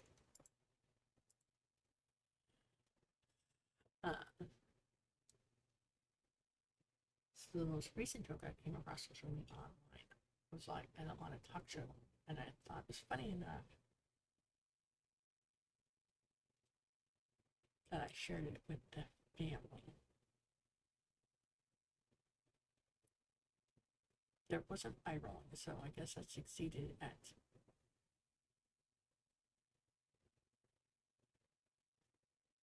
ramble too much, mess up the punchline, observational humor, and clips. I'm a freaking rock star. I'm a good joke teller. Good teller of jokes if I can stop laughing long enough to tell it right. So the most recent one I told was about broccoli. That was my most recent joke that I saw online. I shared.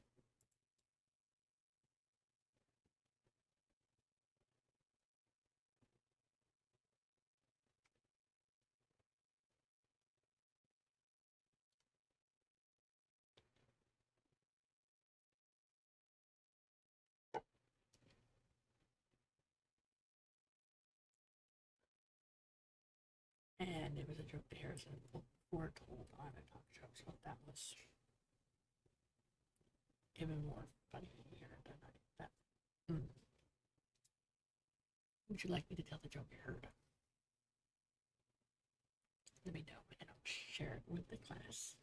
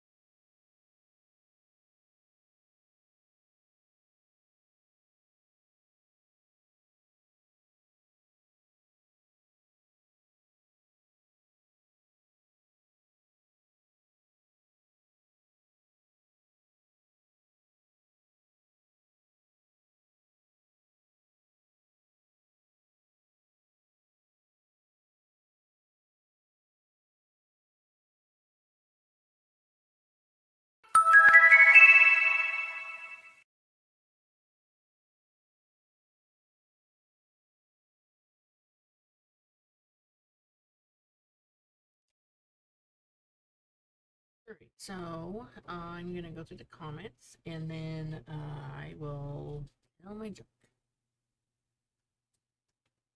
So here, where are we at? Okay.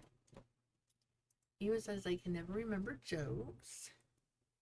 Yes, I will be telling it. It says, I don't know, I think I'm good at jokes. I have a couple of people tell me I'm funny. I tend to mix up punchlines in my opinion. And Laura says, I'm not sure. I'm dependent on them for housing and finances right now, so I don't want to chance it. They know I support the LGBT, but if I told them I wrote it, they might forbid me from doing so. I'm living under a roof. They already have me get rid of my tarot cards. They want everything to lead me to Christ, even though I don't believe anymore. Yes, I will be sharing my joke about broccoli. I unplugged my earbuds because I think they're giving me issues, and that's why the sound keeps on cutting in and out. That was a stroke of luck. I just brought down my totem markers. I think I had a lot of digging to find the ones I wanted to test. April set up finally, and it was in the top box, at the top of it. It was meant to be. But yes, my mom wasn't allowed tarot in her house when I was a child either. In fact, anything remotely pagan was not allowed. She's always been an ally, though. I can't remember a single friend she had that wasn't queer when I was young. She's more open now religiously, but at her age, reassurance of her faith is the best way I can show her love. That's the vibe I get, so we stick with love. She's always been a New Testament girly. She grew up Catholic. My siblings did as well. I was raised in a non-denominational Christian church that was one giant step away from Pentecostal. That is, our clothing and appearance had no rules. That's weird. I don't even know what that is. Like, what is that about? Nope. It's true. Anyways,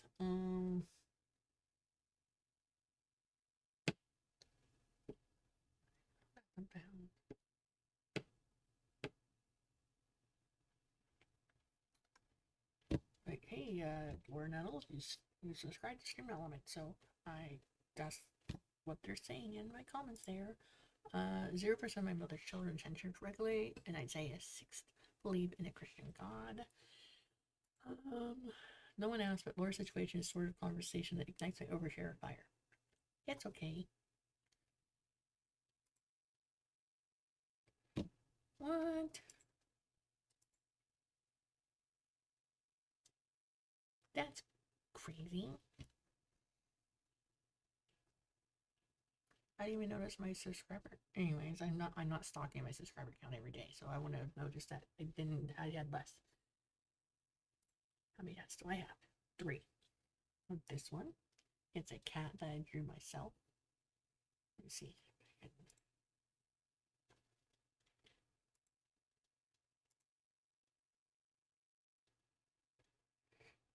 There we go. Then I have one on my back shoulder blade that is a green iguana. And then I have one on my leg, the lower leg calf that is, it's about this big, and it's a Capricorn symbol.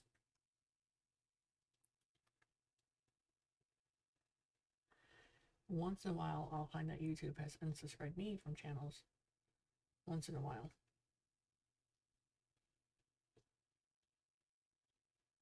It's usually when I'm like, I haven't heard from that channel in a while, and I go look and I have to resubscribe to them. So, oh yes, my joke. So I was doom scrolling on social media the other day, and I saw a short, and it was a joke. So then I went to the long form video on YouTube to see the whole joke from beginning to end. So, here's my joke. I will preface this by saying that Harrison Ford said, if I tell this joke, my wife is going to get so mad at me. And then Larry King? No. Was it Larry King? I think it was Larry King. The nighttime talk show host he was talking to said, oh, now you have to tell it. So, alright. Cami says, I finally picked up my April journal pens now onto washi tape. Hopefully I'll have the setup done before I need to dig out the ingredients for tonight's honey roasted cashews. Cashews are my favorite type of nut to eat, but they're tree nuts, so we can't have them in the house. The husband can't eat them. Okay, here's my joke.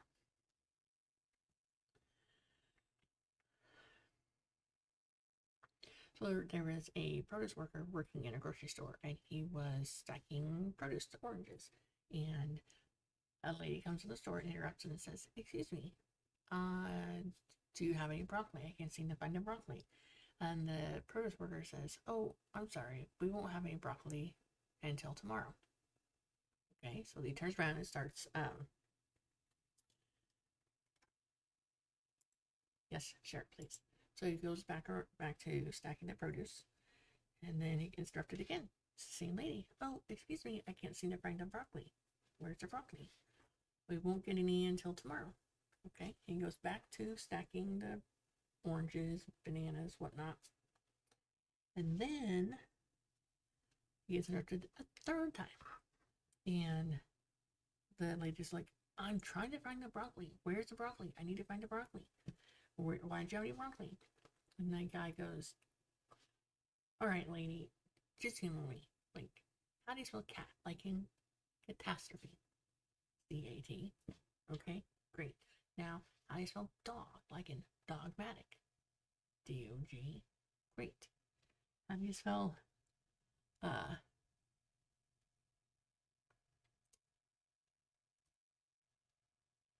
I'm going to abbreviate the words because I don't want to get in trouble on YouTube.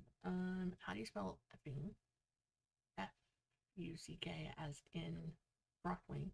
And the lady goes, "There's no effing in broccoli." And he goes, "Well, that's what I've been trying to tell you, lady. There's no effing broccoli." The end of my joke. That was my joke. Let me know what you thought. Yes, please. Share the joke. So Jesse likes sharing like dad jokes he finds online. So last year Jackson got his dad a joke a day calendar where it's like a joke or a pun for each day of the year. Some of them are funny, some of them were not. Alrighty. So my 11-year-old came in from school. "Mom, why was the laptop late for school?" I said, "I don't know. Why?" "Because it was hard drive." That's pretty funny, actually. Pretty funny.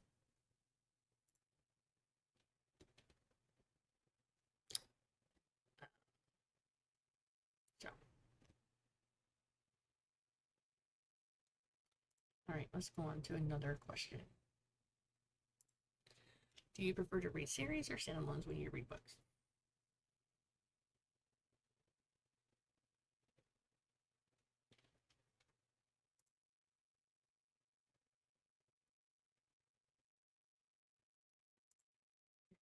Go-to fave comes from Pepe the Shrimp. What do you get when you cross an elephant and a rhinoceros?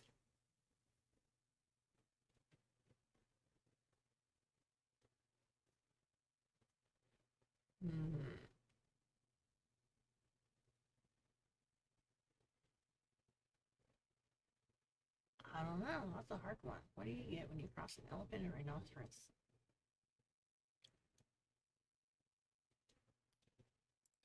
Elefino. Now that you said that, I do remember hearing that.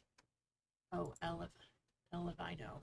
Okay, got it. That's a good one. I'm gonna have to say that for the kids tomorrow. Okay, in relation to question number 10 of do you prefer to read series or standalones? Renee said that they prefer a series all day long. I like to say the characters in the worlds as long as possible.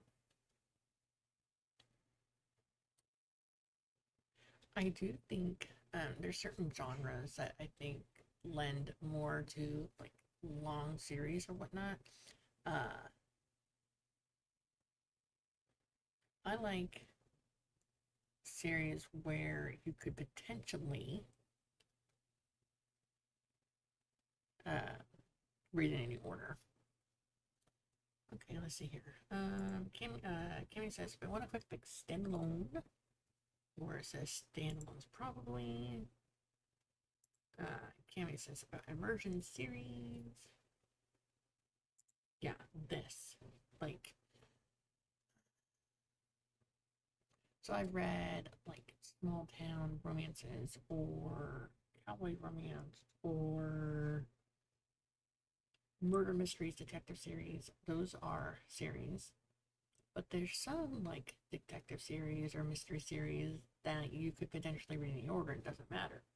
But when I read, let's say, Harry Potter or when I read Percy Jackson, definitely read that in an order.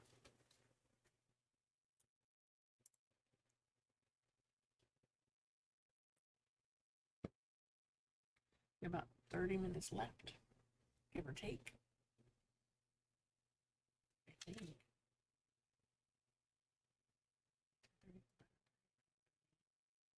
Yep, 30 minutes left. Standalones are small town standalones are great if you don't get to know the support too much. Gotcha. Alright, you're wondering, and the series is born. Yeah, so when I wrote my first small town romance book myself, I didn't think it was going to be a series. I just thought it was going to be a one book. And somehow here we are on the 5th book of the series. Okay.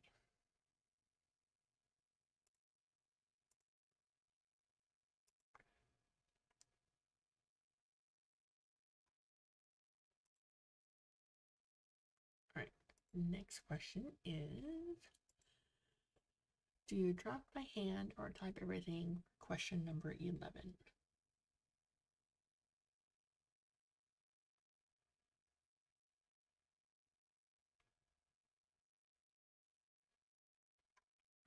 I have a question. Let's see here.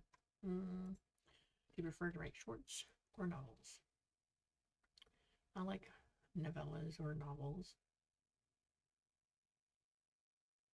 Although I have written like 3 short stories this month and I do like them, but I think overall I prefer longer pieces of work. When I say longer, like at least 30,000 words or more.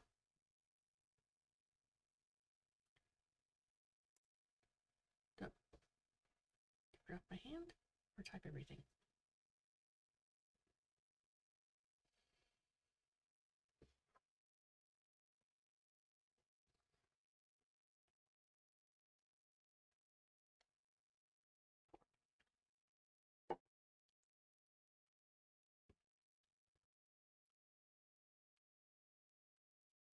I will usually do like brainstorming by hand, like writing down different name combinations, ideas, drawing out maps of the people's houses, things like that by hand.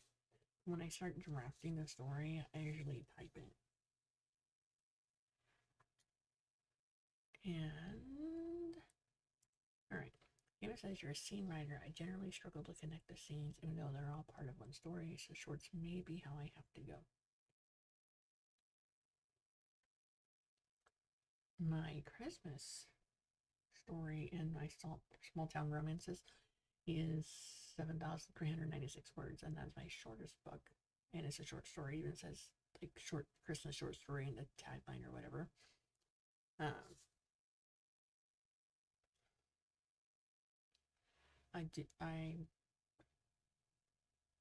I mean, I should be more of a short story writer since I tend to be an underwriter in my novels anyway. It'd make more sense, but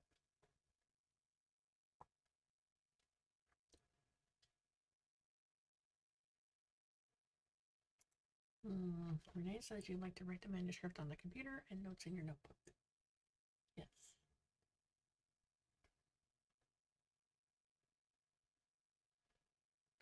I have a notebook nearby somehow. Cami says a scene writer, like episodes where you don't have to always answer how it got to the next scene.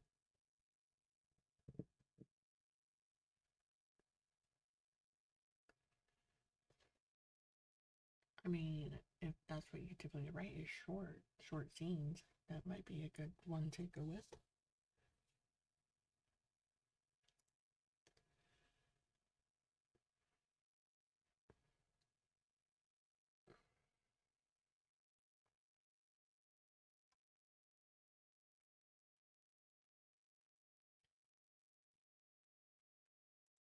So Laura says you like short stories, flashes, travels. Your ADHD appreciates them, lets you experiment and practice.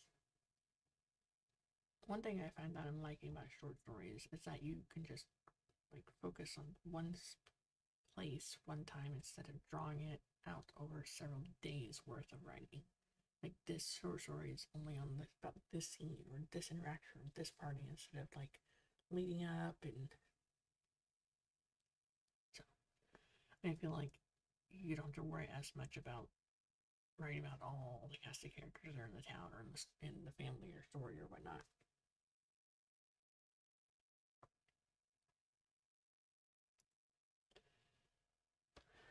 Guy says that you do a mix of both. Do you prefer handwriting, short stories, first drafts, but typing novel drafts?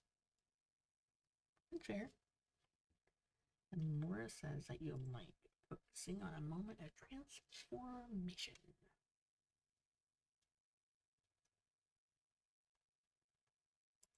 I have a problem of shorts ideas because they turn into big series. And this guy says, I'm starting to prefer shorts and novels, but once upon a time you were the opposite.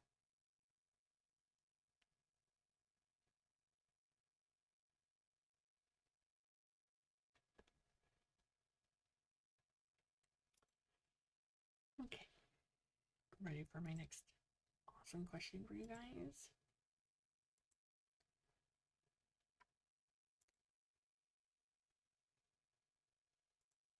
Laura says you journal by hand, take notes from craft books, record favorite lines in a notebook, and you type everything else.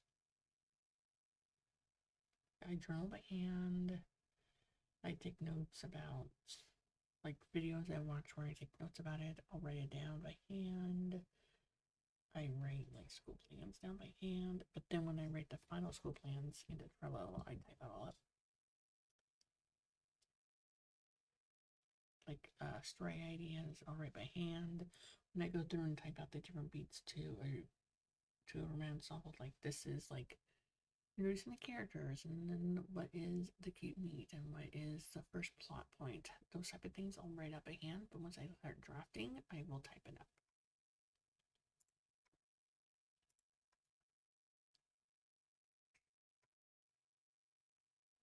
And now, next question.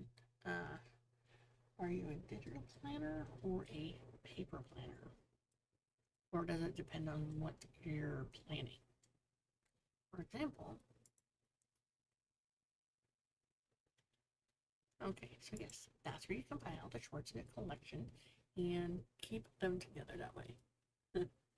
Yes, I knew that's what you would say, is paper planning. Definitely a paper planner. And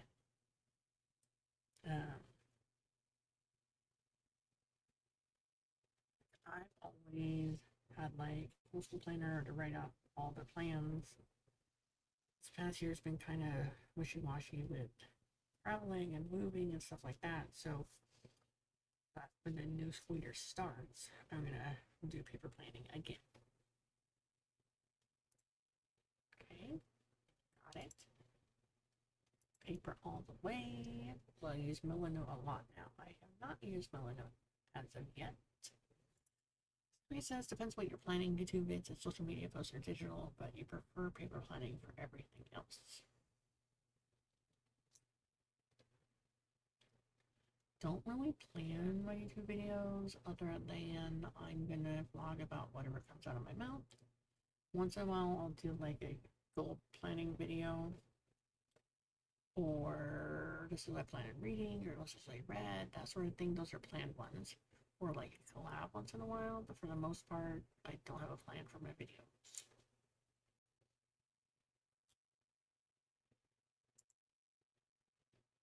Renee is both. You use Apple Calendar because it goes off on your computer, phone, and Apple Watch. You also have a paper planner because you like to highlight things in your color code to check things off. We do use a Google shared calendar.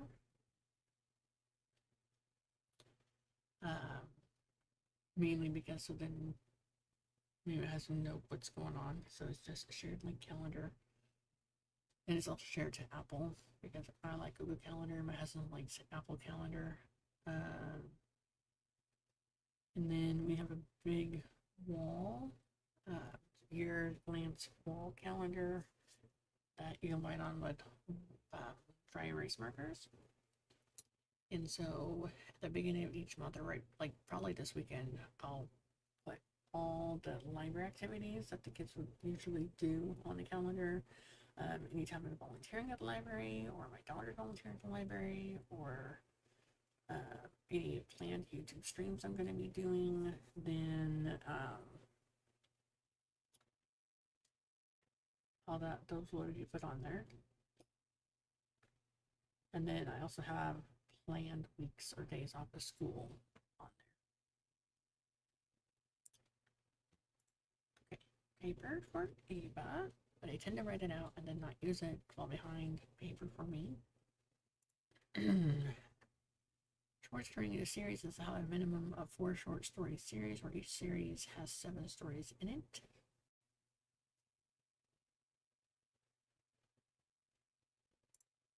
Welcome back. We have about 20 minutes, and then my stream is done. And then there'll be a 30-minute break, and then Sky stream will start. How you plan it before starting.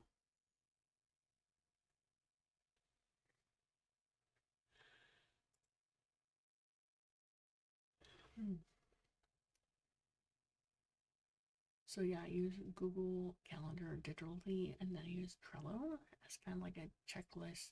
Like I'll go through the kids' schoolbooks and put down the chapters and exactly which lessons I want them to do in the chapters or questions, and then I can just check it off as we get them done, so I kind of see how much is left. But I kind of want to get a paper planner for that for next year. I'll decide which one I want though.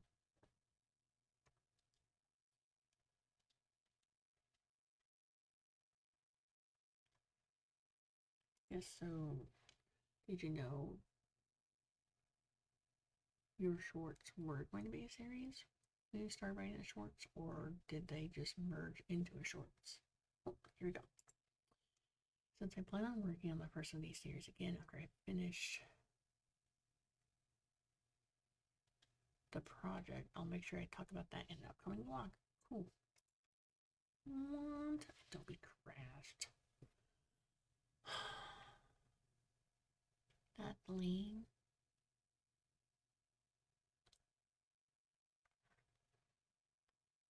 I might cry for you.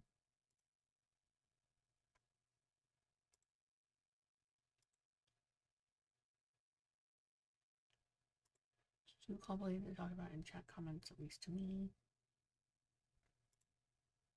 Cool, great. I'll be looking for it. And exactly my sentiments, Sky. Exactly.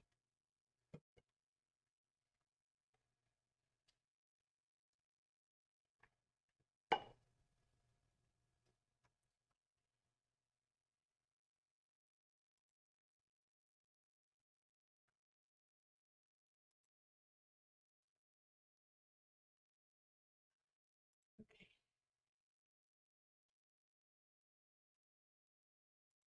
Next question.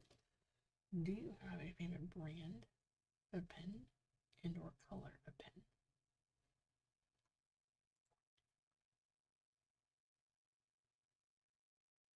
And that's question number 12. Pretty sure.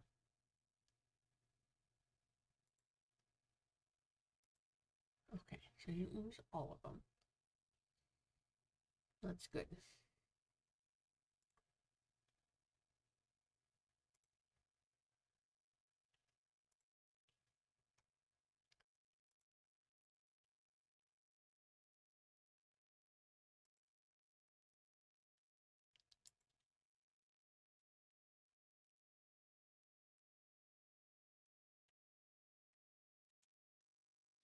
I have some pens I like. I like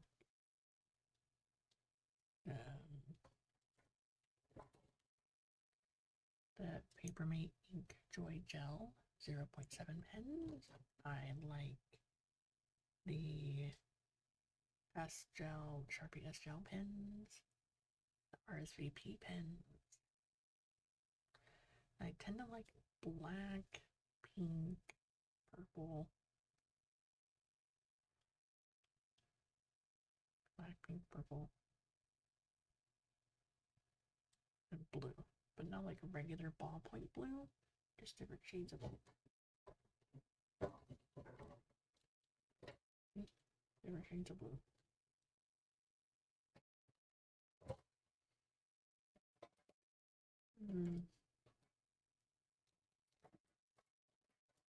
Ooh. Yes, I do like those, the Energel liquid gelling pens. I don't have any right now, but I usually have like a purple one and a green one. And then a purple, blue, and purple, blue, red, and green. These are the colors I usually use. I have midliners somewhere. Not any out here right now. And then I have a collection of the highlighters that I use for highlighting the kids' textbooks. Or like highlighting in my planners, I like using the midliners.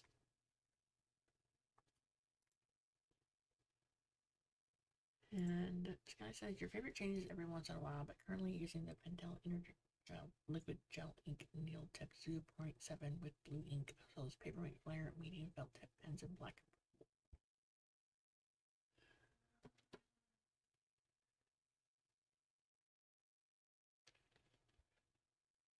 Right now I have black, papermate flare. I have red,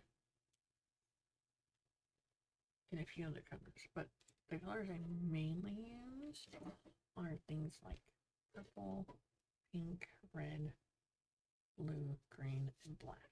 Those are the main colors. The other phases of what my favorite pens, but I might use a range of different types to try for my birthday in May. Stalker, that's right. Right now, your favorite pens are Pilot G2 and 0.3 for writing, Artist Locked, and 0.7 for headers. I've used both of those. I also like the Pilot G2 pens.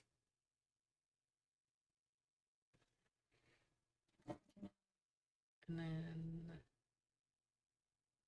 I use the Toll brand, the red one, to correct the kids' writing.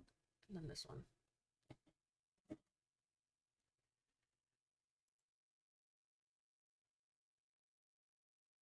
Oh, I have another question.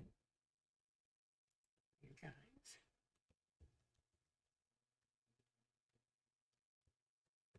Let me just type it out here in the banner.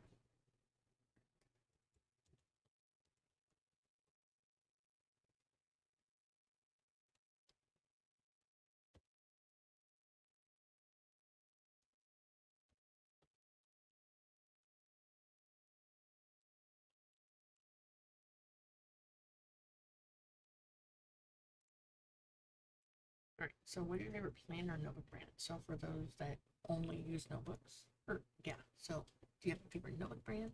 And do you have a favorite planner brand? Yeah. For me, my favorite notebook brand is the Basics Styology. I'm on my second one, and I'll probably be replaced with getting another one again. As far as planners, I've used like Cami Planner, Erin Condren, Plum Paper Planner, School List Planners, just regular like 6-ring personal planners. It kind of varies. I really like Erin Condren's paper quality, but I don't like the price.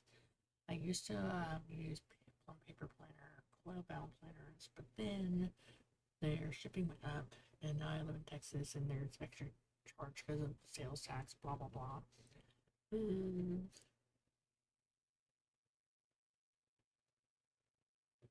Yeah, So one of my favorite planners I have is a 5-year planner that ends at the end of this year, but when I went back to reorder it on Amazon, where I got it from, they changed the layout of the inside. And so it's a little different, so I'm not really a fan of it anymore. So, let's see what we got here. Guy says they got into love to be sexology. They like the Sterling planners too, but they couldn't justify the cost this year. It is spendy. And Renee says he uses Aaron Connor softbound planners and notebooks. I use any softbound with dot grids.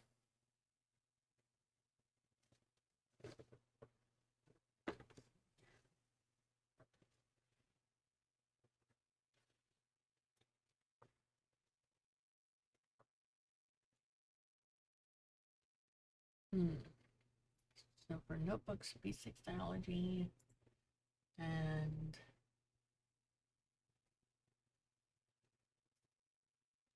I like dot grid journals because I can use them for a variety of things. You like notebook therapy and arch and olive. I used to have used Macy Lane Company before they stopped making planners all dot grid. So this is one. It's like 8.5 by 11. This is this one right here. I like it.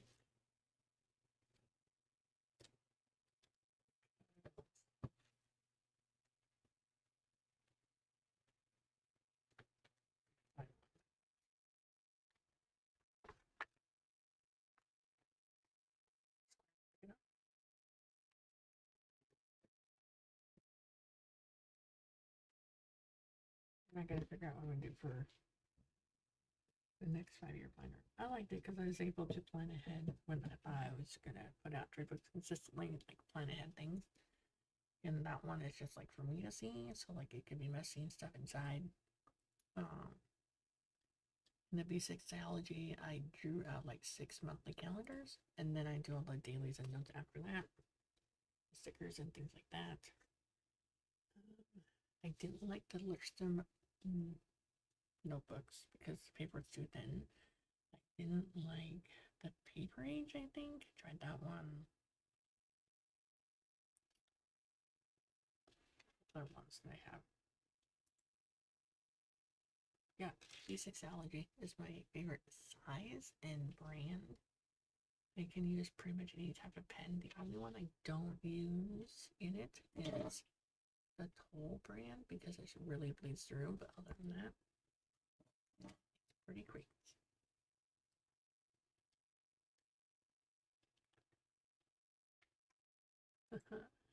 All right, so when let's see here, back in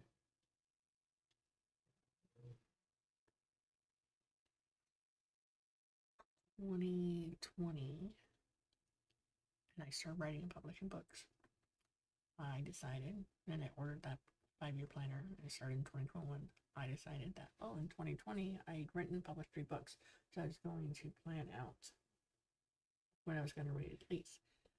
And so I was going to release like 4 books a year, 3 or 4 books a year.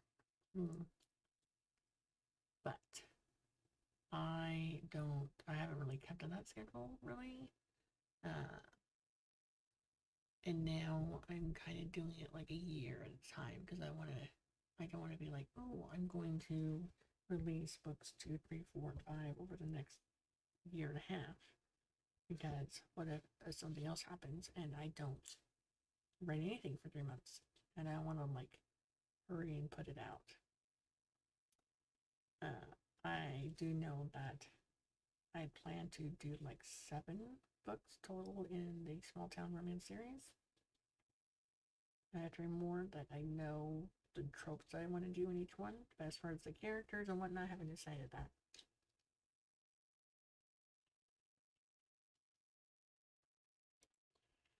The Lipscomb and Stalogy paper is the same thickness, but the Stalogy is that Tom wrote paper, which allows for wetter ink with less bleed through, which makes it superior to Lipscomb in my opinion. Yeah, the paper type definitely changes it for sure.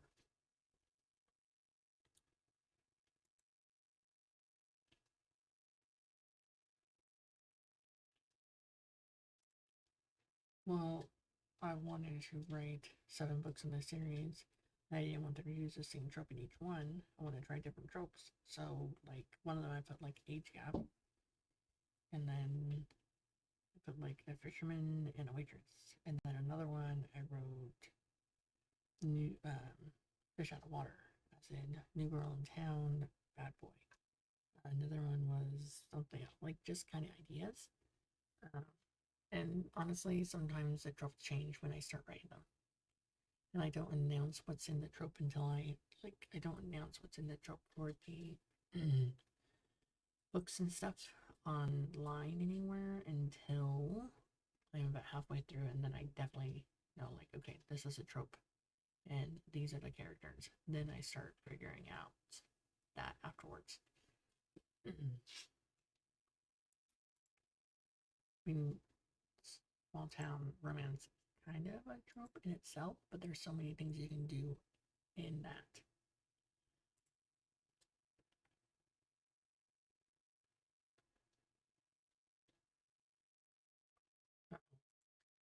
Yeah, it was sad. I got the Dabbler brush pen from Ferris Wheel Press, and the brush head is so firm it basically looks like I'm writing with the 0.7 millimeter pen, no thin line thickness variation. Mm.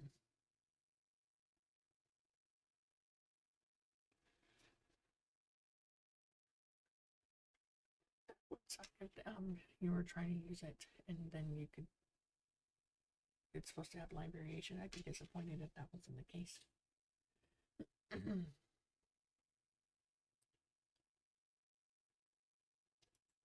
Oh man.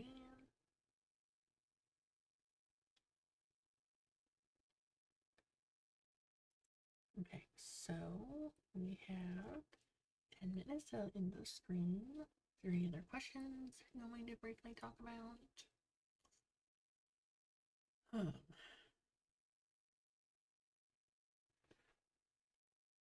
Guess it'll be for everyday writing. And then back to MS Word for my journal headers. Okay, so first I started with LibreOffice. Then I stopped using that and I started using mainly writing Google Docs, mainly so that way I can share my writing with other people and they can like comment on it or edit it or whatever. But currently I am using Word. Like I start drafting in Google Docs, and once I get to a certain point, then I move it up to Word. I do have Scrivener, and on my next project, once I finish the novel I'm working on, which should be done very, very soon, then I'll be using Scrivener again. This guy told me some things about it, and so I think it's going to work better for me. Kind of changes. I do find that on Google Docs, once I hit like 30,000 words in my draft, it starts to lag a lot. Okay, we got here. Kay is here. Good morning, middle of the night. It's 2 a.m. here. Our AC is still out, so I'm sleeping in an 8-degree house. It's fun as heck, let me tell you. No, I get it. We have AC now, but prior to October, we lived in an RV, and so when it was 80, 90, 100 degrees outside, AC was running. It still wasn't very cool at all. And a lot of times, I didn't run the AC because it was noisy, very noisy. Okay, there says I use Word, Google Docs, Scrivener. And it says I don't know how it will work health-wise, but I used to go.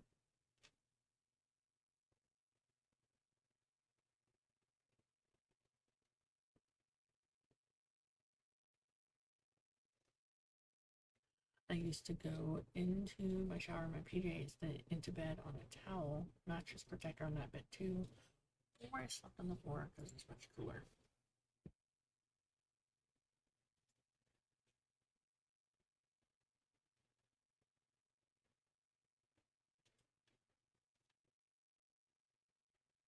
I heard something buzzing over there. My daughter thinks there's a bug in her room. I went there and looked. I don't see anything. My boy, last night before when she came and interrupted me, he's like, I hear it, Mom. But you know what he told me today? He's like, I didn't hear it. I was just being nice to her so she wouldn't get mad. And be saying, like, I know I heard it, so I haven't heard anything anywhere. So he knows what it is. Okay, let's get back to the comments. Pretty sure my husband would not be agreeable with that, but that's a good idea. Well, it was my husband could sleep on the freaking floor. He would. It's ridiculous. Alright, so Renee says that they write a scrivener for shorts. You recommend a new file for each project or put all the shorts in the same scrivener file. I mean, you could do it that way where each, like, you could treat each short story as a new folder in the file if you wanted to. There's lots of different ways that you could do it.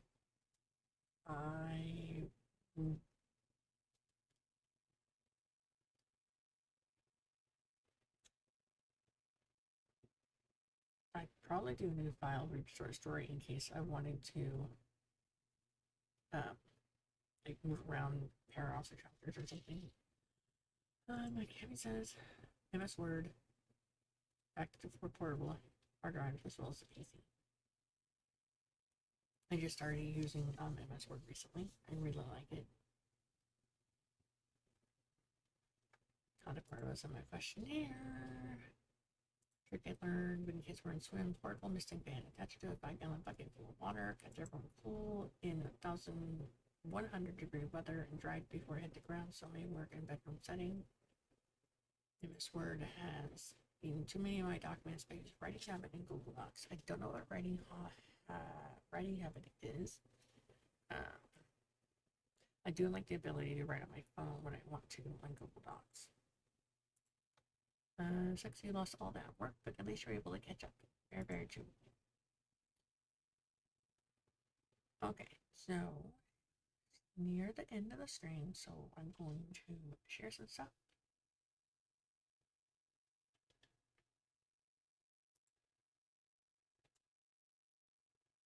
All right,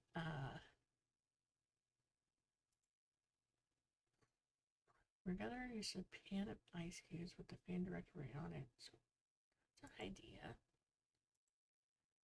Okay, for those of you that are still here after 3 hours, thanks for watching this on replay. Awesome. There is a Google Drive folder that has like the ebook, the different bingo boards and badges. And here is a link for the schedule. Also, in my description box down below, there is a link to a spreadsheet that Cami created that has everyone's who is hosting or involved in the Authortube Sweet Treats Ring Crawl, all their links and everything organized.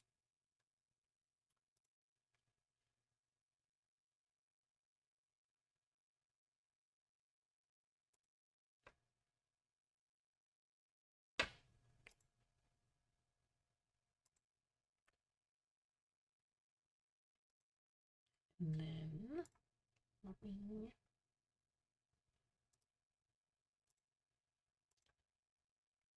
my stream is just about done. So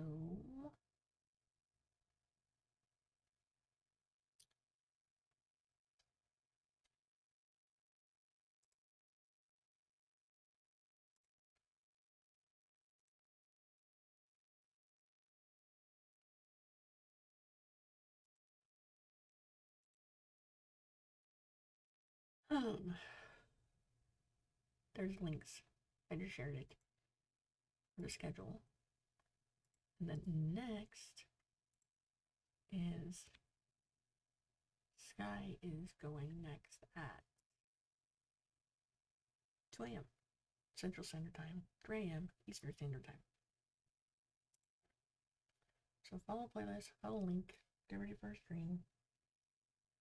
This is really fun, chatting about stuff instead of worrying about writing. Thanks for everyone that showed up.